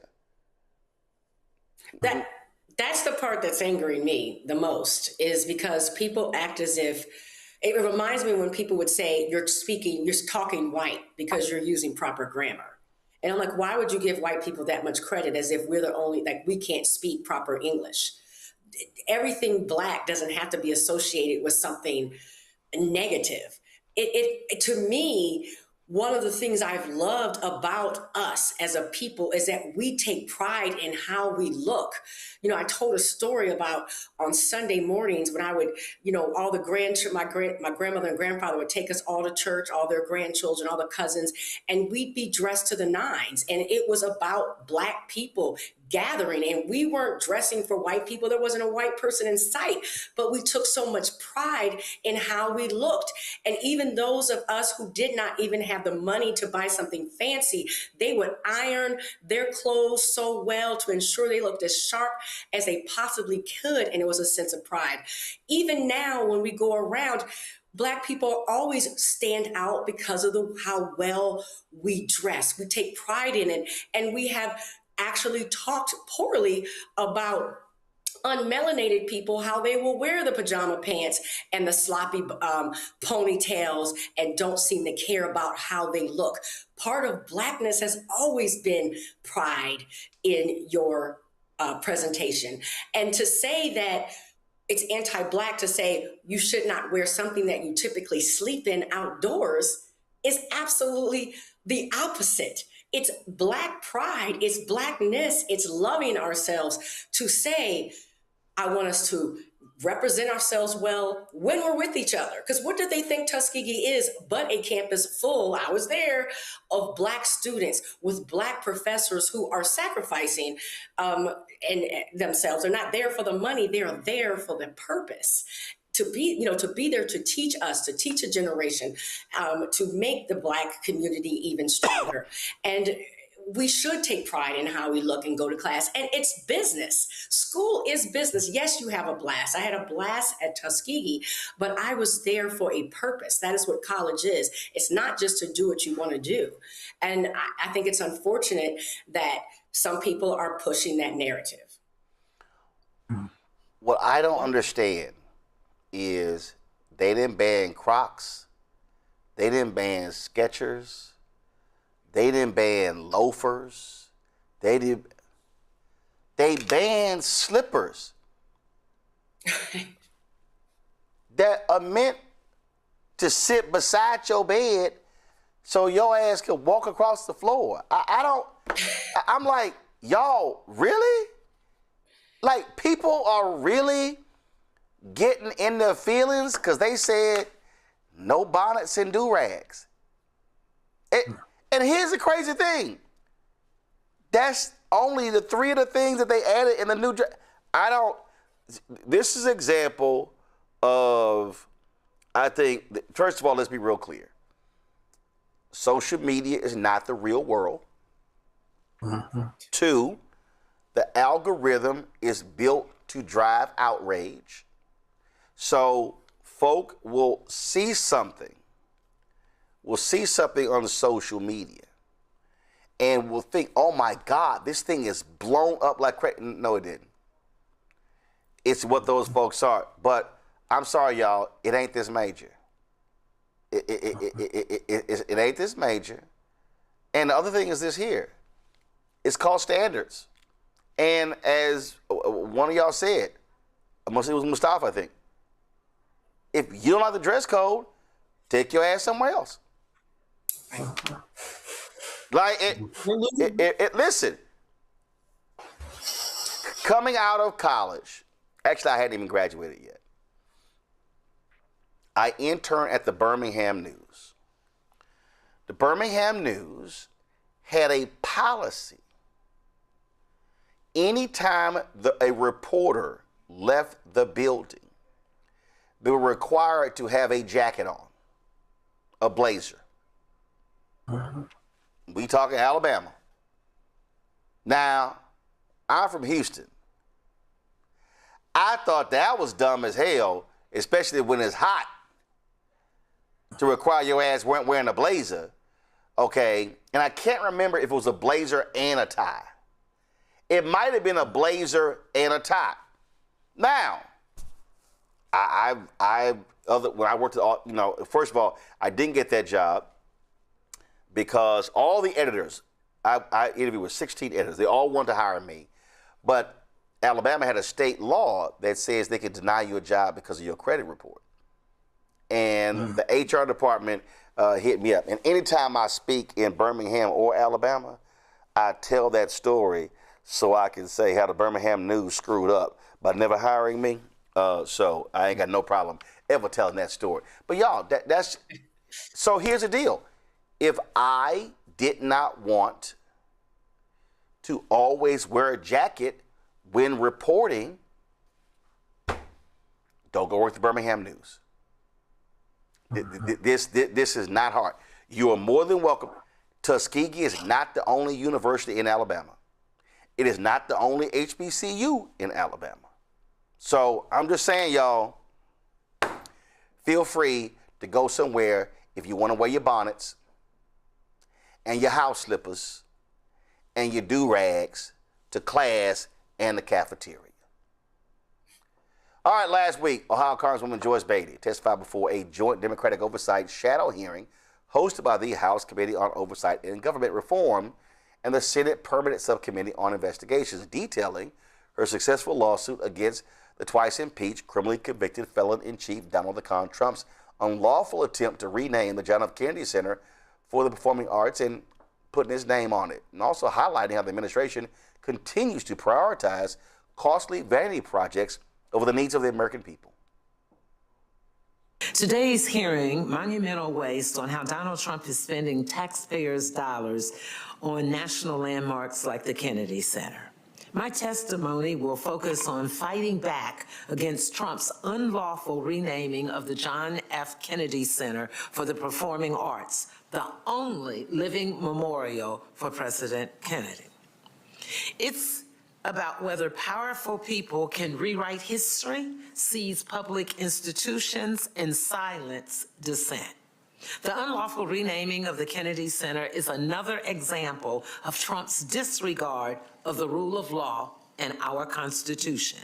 I became the face of this fight because someone had to stand up. At the end of the day, it wasn't about fighting for myself. I was fighting for the rule of law and for an institution that belongs to the American people.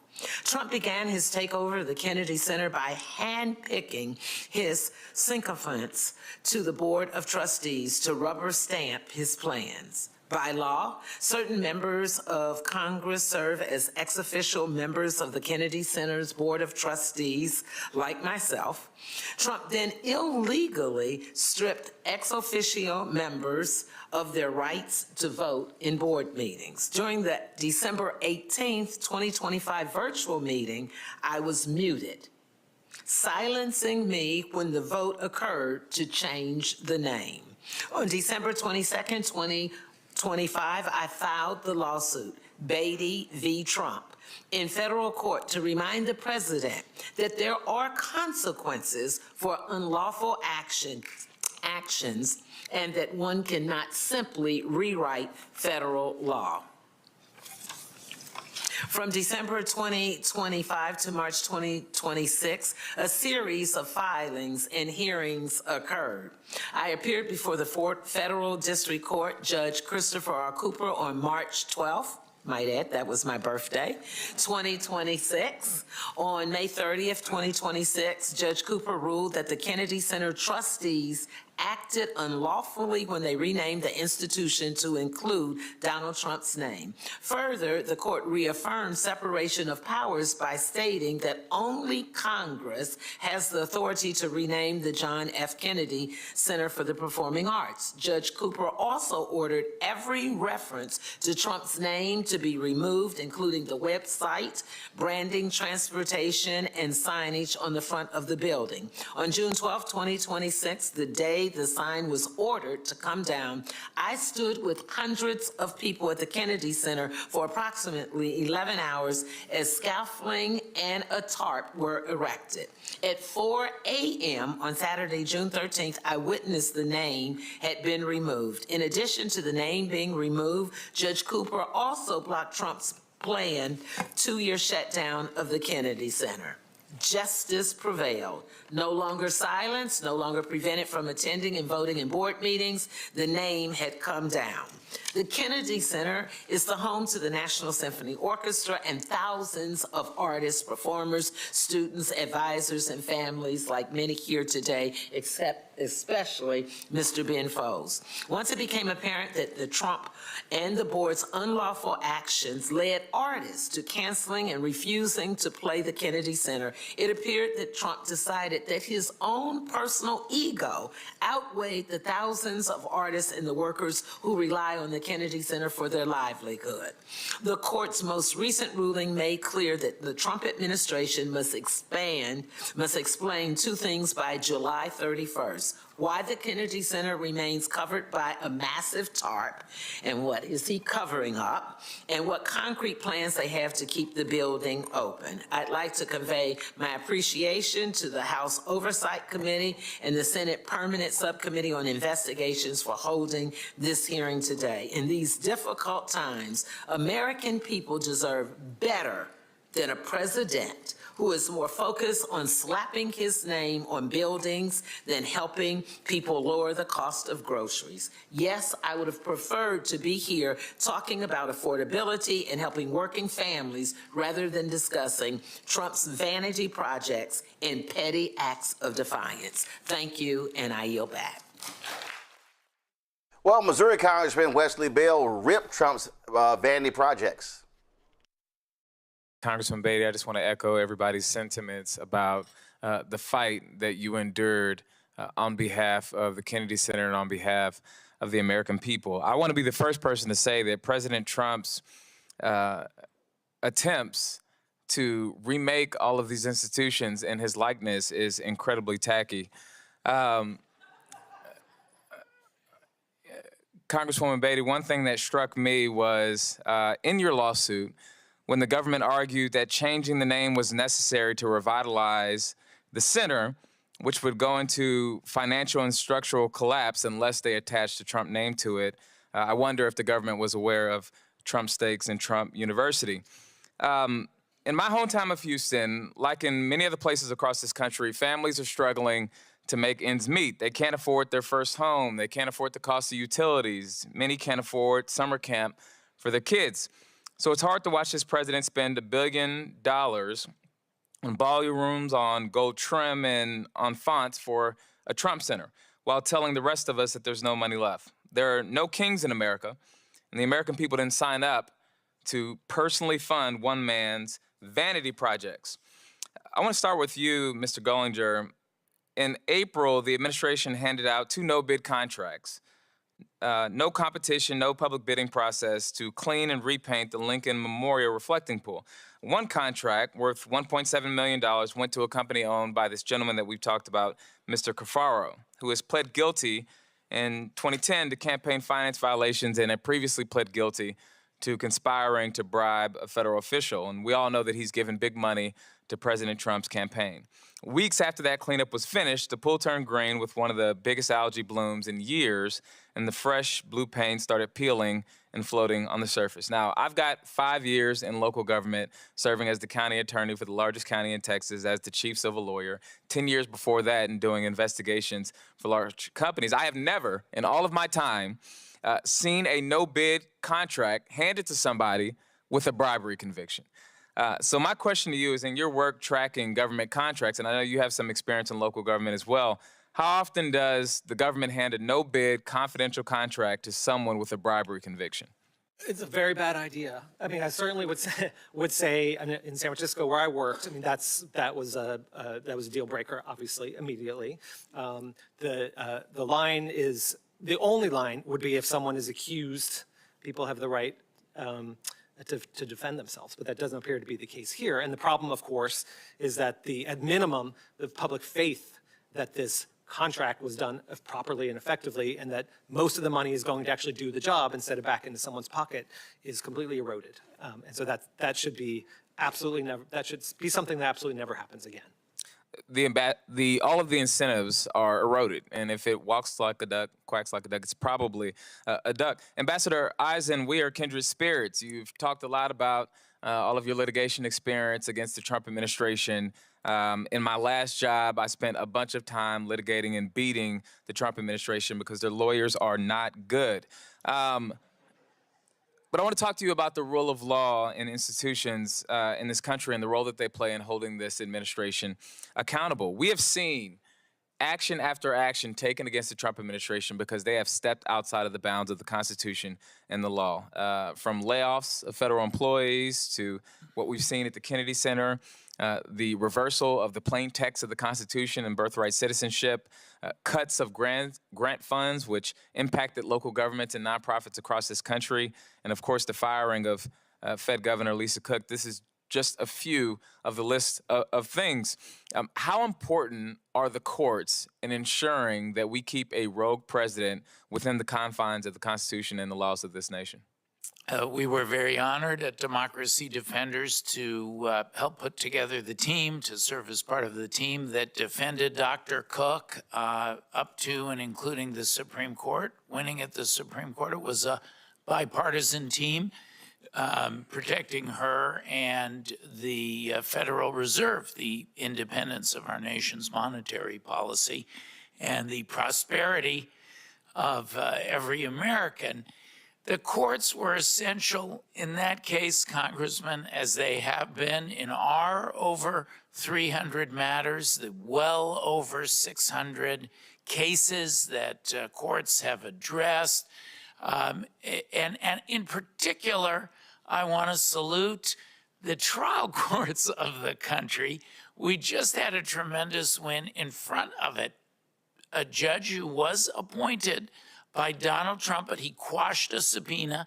You know how hard it is to do that. He quashed a Trump administration subpoena, unduly interfering with election processes in Fulton County, Georgia. And so our trial judges have been absolutely essential. We've been keeping them busy. One said to me from the bench, "We can't do our job unless you do yours." So we try, we're going to keep these cases coming. And in particular, we're going to protect this election. It all comes down to that, the future of our democracy. We're going to defend it.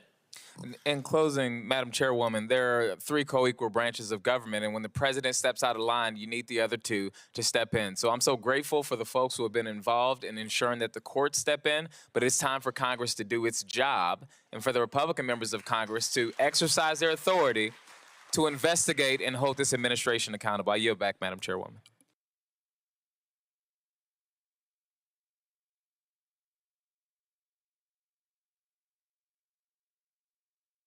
Texas Congressman out of Houston, Christian Menifee there, not Wesley Bell. So glad to see Congresswoman Beatty again challenge this administration and their sheer nonsense. More of that is needed, Mustafa. Oh, most definitely. You got to put a spotlight on this foolishness that's going on. First of all, Representative Menifee, that excellent questioning. You know, I spent a lot of time around contracting when I was in the federal government. I know it's 24 to 60 months if you've had a bribery or something or fraud, those types of things. And that's why you don't have these contracts, these no-bid contracts where you just push stuff through, which has become, you know, one of the things that this current administration does. And then you get what you get. You get individuals with all these problems in their background and don't know how to actually do what they've been hired to do. And then, of course, the Congresswoman, she's just amazing because she raises a very serious issue. So not only there at the Kennedy Center, but, you know, that $1.5 billion that they've wasted so far all across Washington, D.C., whether you're talking about at the White House, you're talking about at the reflecting pool, you're talking about a number of these places that folks never been to, like Columbia Circle or Lafayette Park. They continue to make mistakes because they continue to, one, push his agenda, two, they have contractors that don't know what they're doing. And there's multiple stories out there about how they continue to just have this rampage going on across the city and end up leaving, you know, these problems probably for the next administration. So we've got to have folks who continue to put a spotlight on it so folks know what's going on. And the last thing I'll say is that Congress has got to step up. They have a responsibility to protecting people's tax dollars, and they're not doing their job. And they're leaving people, of course, wondering, you know, they're trying to figure out how they're going to feed their family, and they're watching all these things that are going on in Washington, D.C. that just don't make sense. Randy? You know, again, I have to shout out, it seems like it's Black women who are not scared to stand up. I was so proud of Representative Beatty and how she fought all that debacle at the Kennedy Center and actually, filed suit.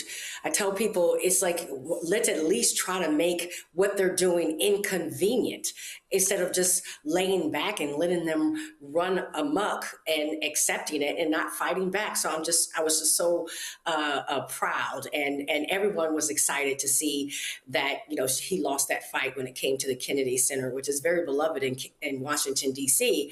And those people who are out there right now who don't live in Washington, D.C., I just want you to understand now it feels almost as if you're in another country because this man has tried to plaster his face and name everywhere you look. It is a disgusting display of an egomaniac who just wants to just be everywhere. It's quite disgusting. And so again, it motivates me when I see people fighting back because it seems so many people just don't care. And definitely the message needed to be sent to Congress like, hello, you have a job to do, and that's for your people. Winconi? Yeah, as Randy alluded to, Black women continue to save democracy in this country. And Congresswoman Beatty certainly is a testament to that. I also just want to point out the fact that this is the reason why it's so important to have diversity on boards, because if you think about it, if she wasn't an ex-official trustee of the Kennedy Center as a member of Congress, perhaps nobody would have stood up for this, right? So I encourage people to get involved with their boards, get involved with the arts. These are things that maybe people don't see as important sometimes in their everyday life, but they have really big implications. And I definitely feel like them muting her that day, them silencing her was the biggest mistake they could have made. And the way that she's been able to push back and preserve a national landmark and really show us the power of checks and balances in action is something to be heralded for. All right, folks, got to go to a break. We come back. Our shop, BlackStarNetwork.com marketplace segment. Back on Roland Martin Unfiltered on the Black Star Network. All right, folks, let me get personal for a second. My mom had questions about her Medicare, so she called Chapter, a Medicare advisory company, and she texted me right after saying it's a great benefit. It was easy. A real person walked her through the whole thing, and now she understands better what's going on. But it's not just her. A woman in Yonkers wrote in saying the process was so simple, the enrollment was easy, and she was so glad she called. Then there's Marilyn, 90 years old, in Florida, living on Social Security. Her premium climbed every single year north of $400 a month for coverage she could barely afford anymore. So what does she do? She called Chapter. They found her the same top-tier coverage for hundreds of dollars less. 90 years old, and finally somebody in her corner. I hear stories like that again and again from our community. The Medicare system was not built to work for you. Too much fine print, too many plans. Yet Chapter's advisors are independent and honest, the only Medicare advisors that compare every plan nationwide. They're focused on one thing, what actually works for you. If you're already in the right plan, they'll tell you. No games. And people who switched with Chapter saved an average of $1,100 a year. All it takes is 20 minutes. You talk to a real person, and it's completely free help. So call Chapter at 724-264-8281, 724-264-8281. That's Chapter. Ask you a question. Why do so many people seem to think they know Black men so well? What they think we want, what they think we need. Hell, they even tried to tell us why and how we voted, but never had a conversation with us. Never asked us how we felt, what brings us joy, what makes us angry, what makes us scared. How do we live? That's what this show is about. No translation, because we don't need anybody speaking for us. We can speak for ourselves. This will be a show where we bring brothers on that you don't see on every other talk show. Nope. Brothers that are doing work in local communities with Black men for Black communities. We're going to hear each other and try to understand so perhaps we can move forward together. No translation, because we don't need anybody speaking for us. Nope. What we need is each other. No translation, right here on the Black Star Network. Check it out. How you doing? My name is Mark Carey, and you're watching Roland Martin Unfiltered. Deep into it, like pasteurized milk without the 2%. We getting deep. You want to turn that shit off? We're doing an interview, motherfucker.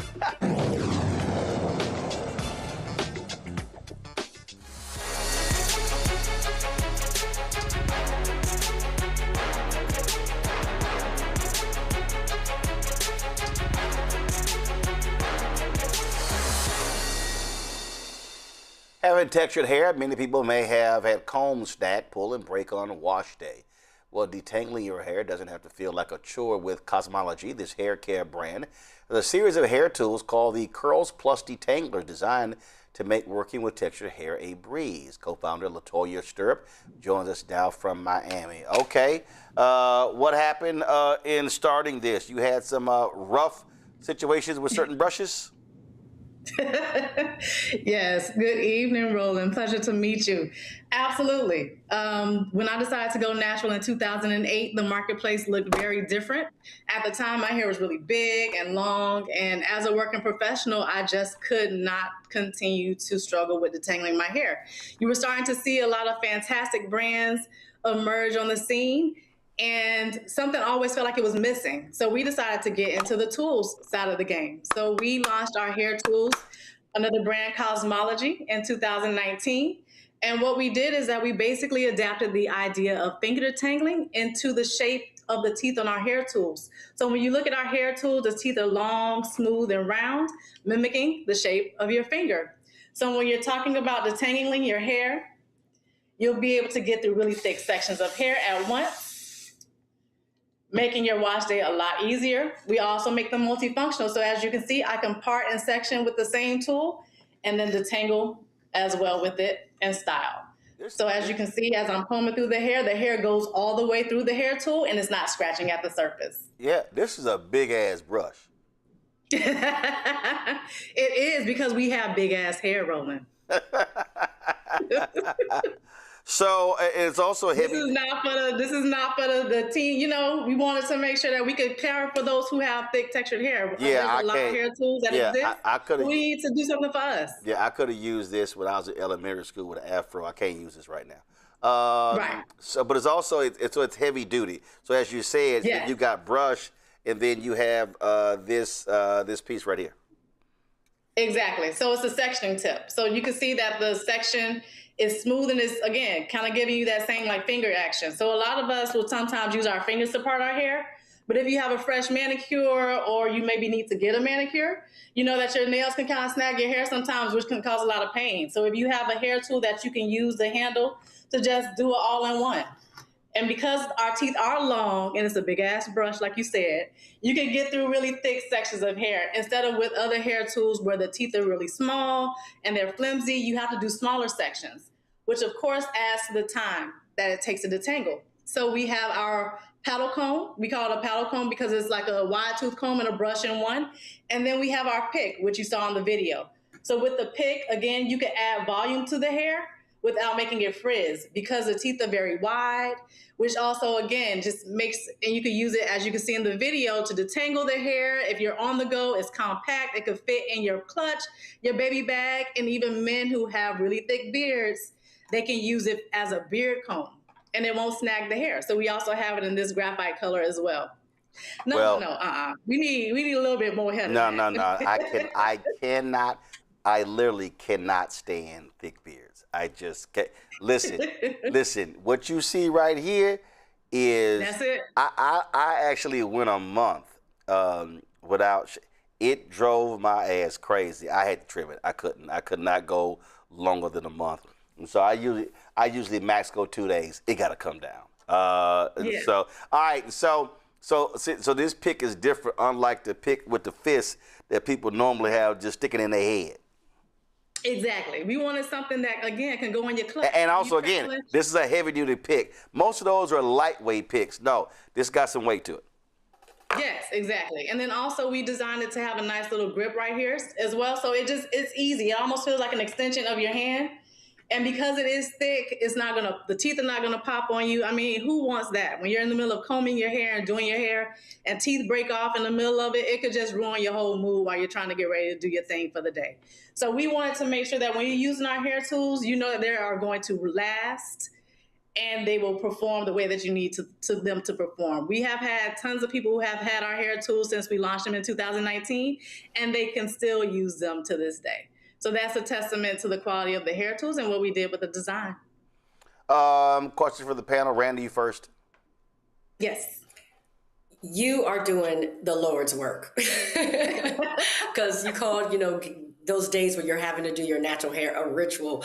But we know for a lot of us, it's a headache. It's so hard. So I noticed that the products are so durable because I believe many in the natural hair care business create tools that are for looser textured hair, which is not my testimony. So thank you for what you're doing.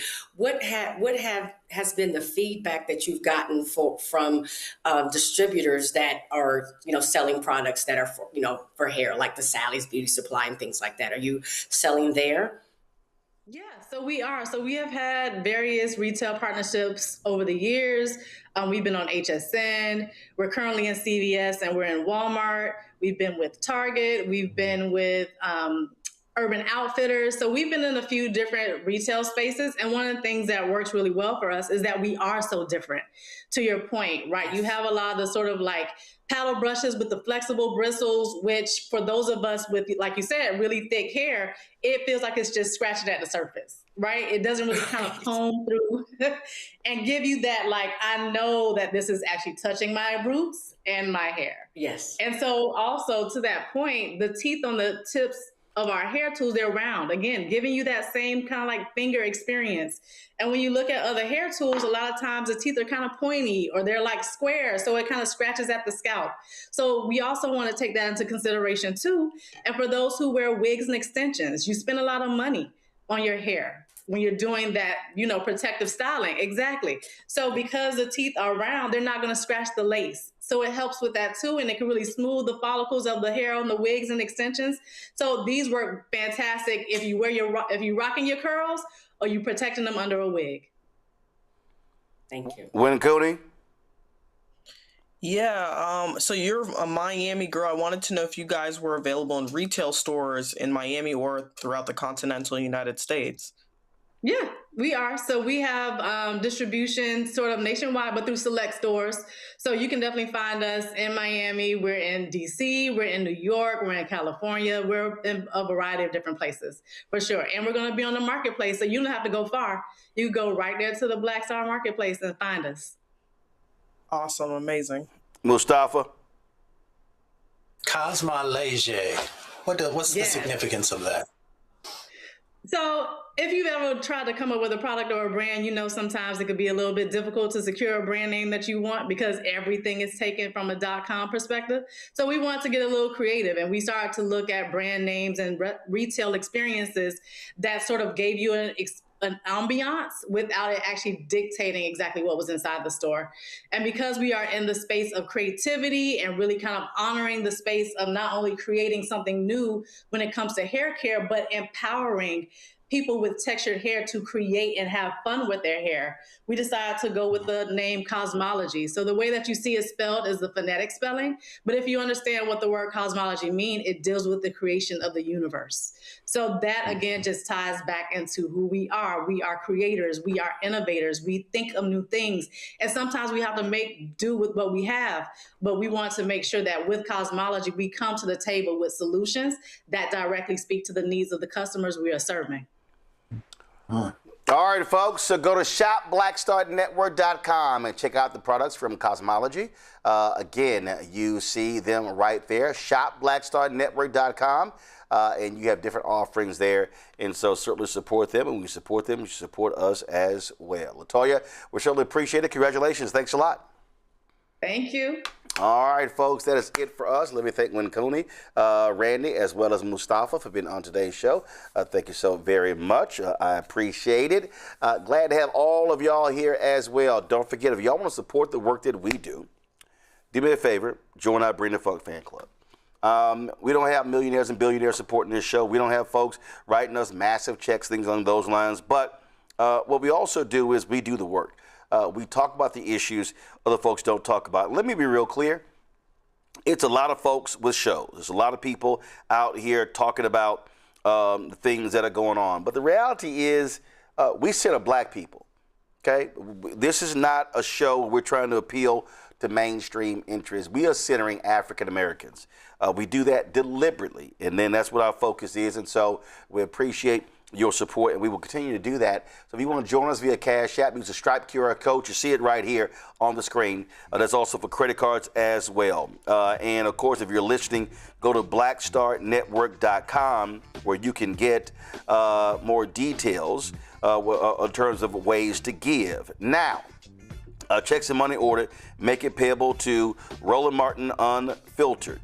P.O. Box 57196, Washington, D.C. 20037-0196.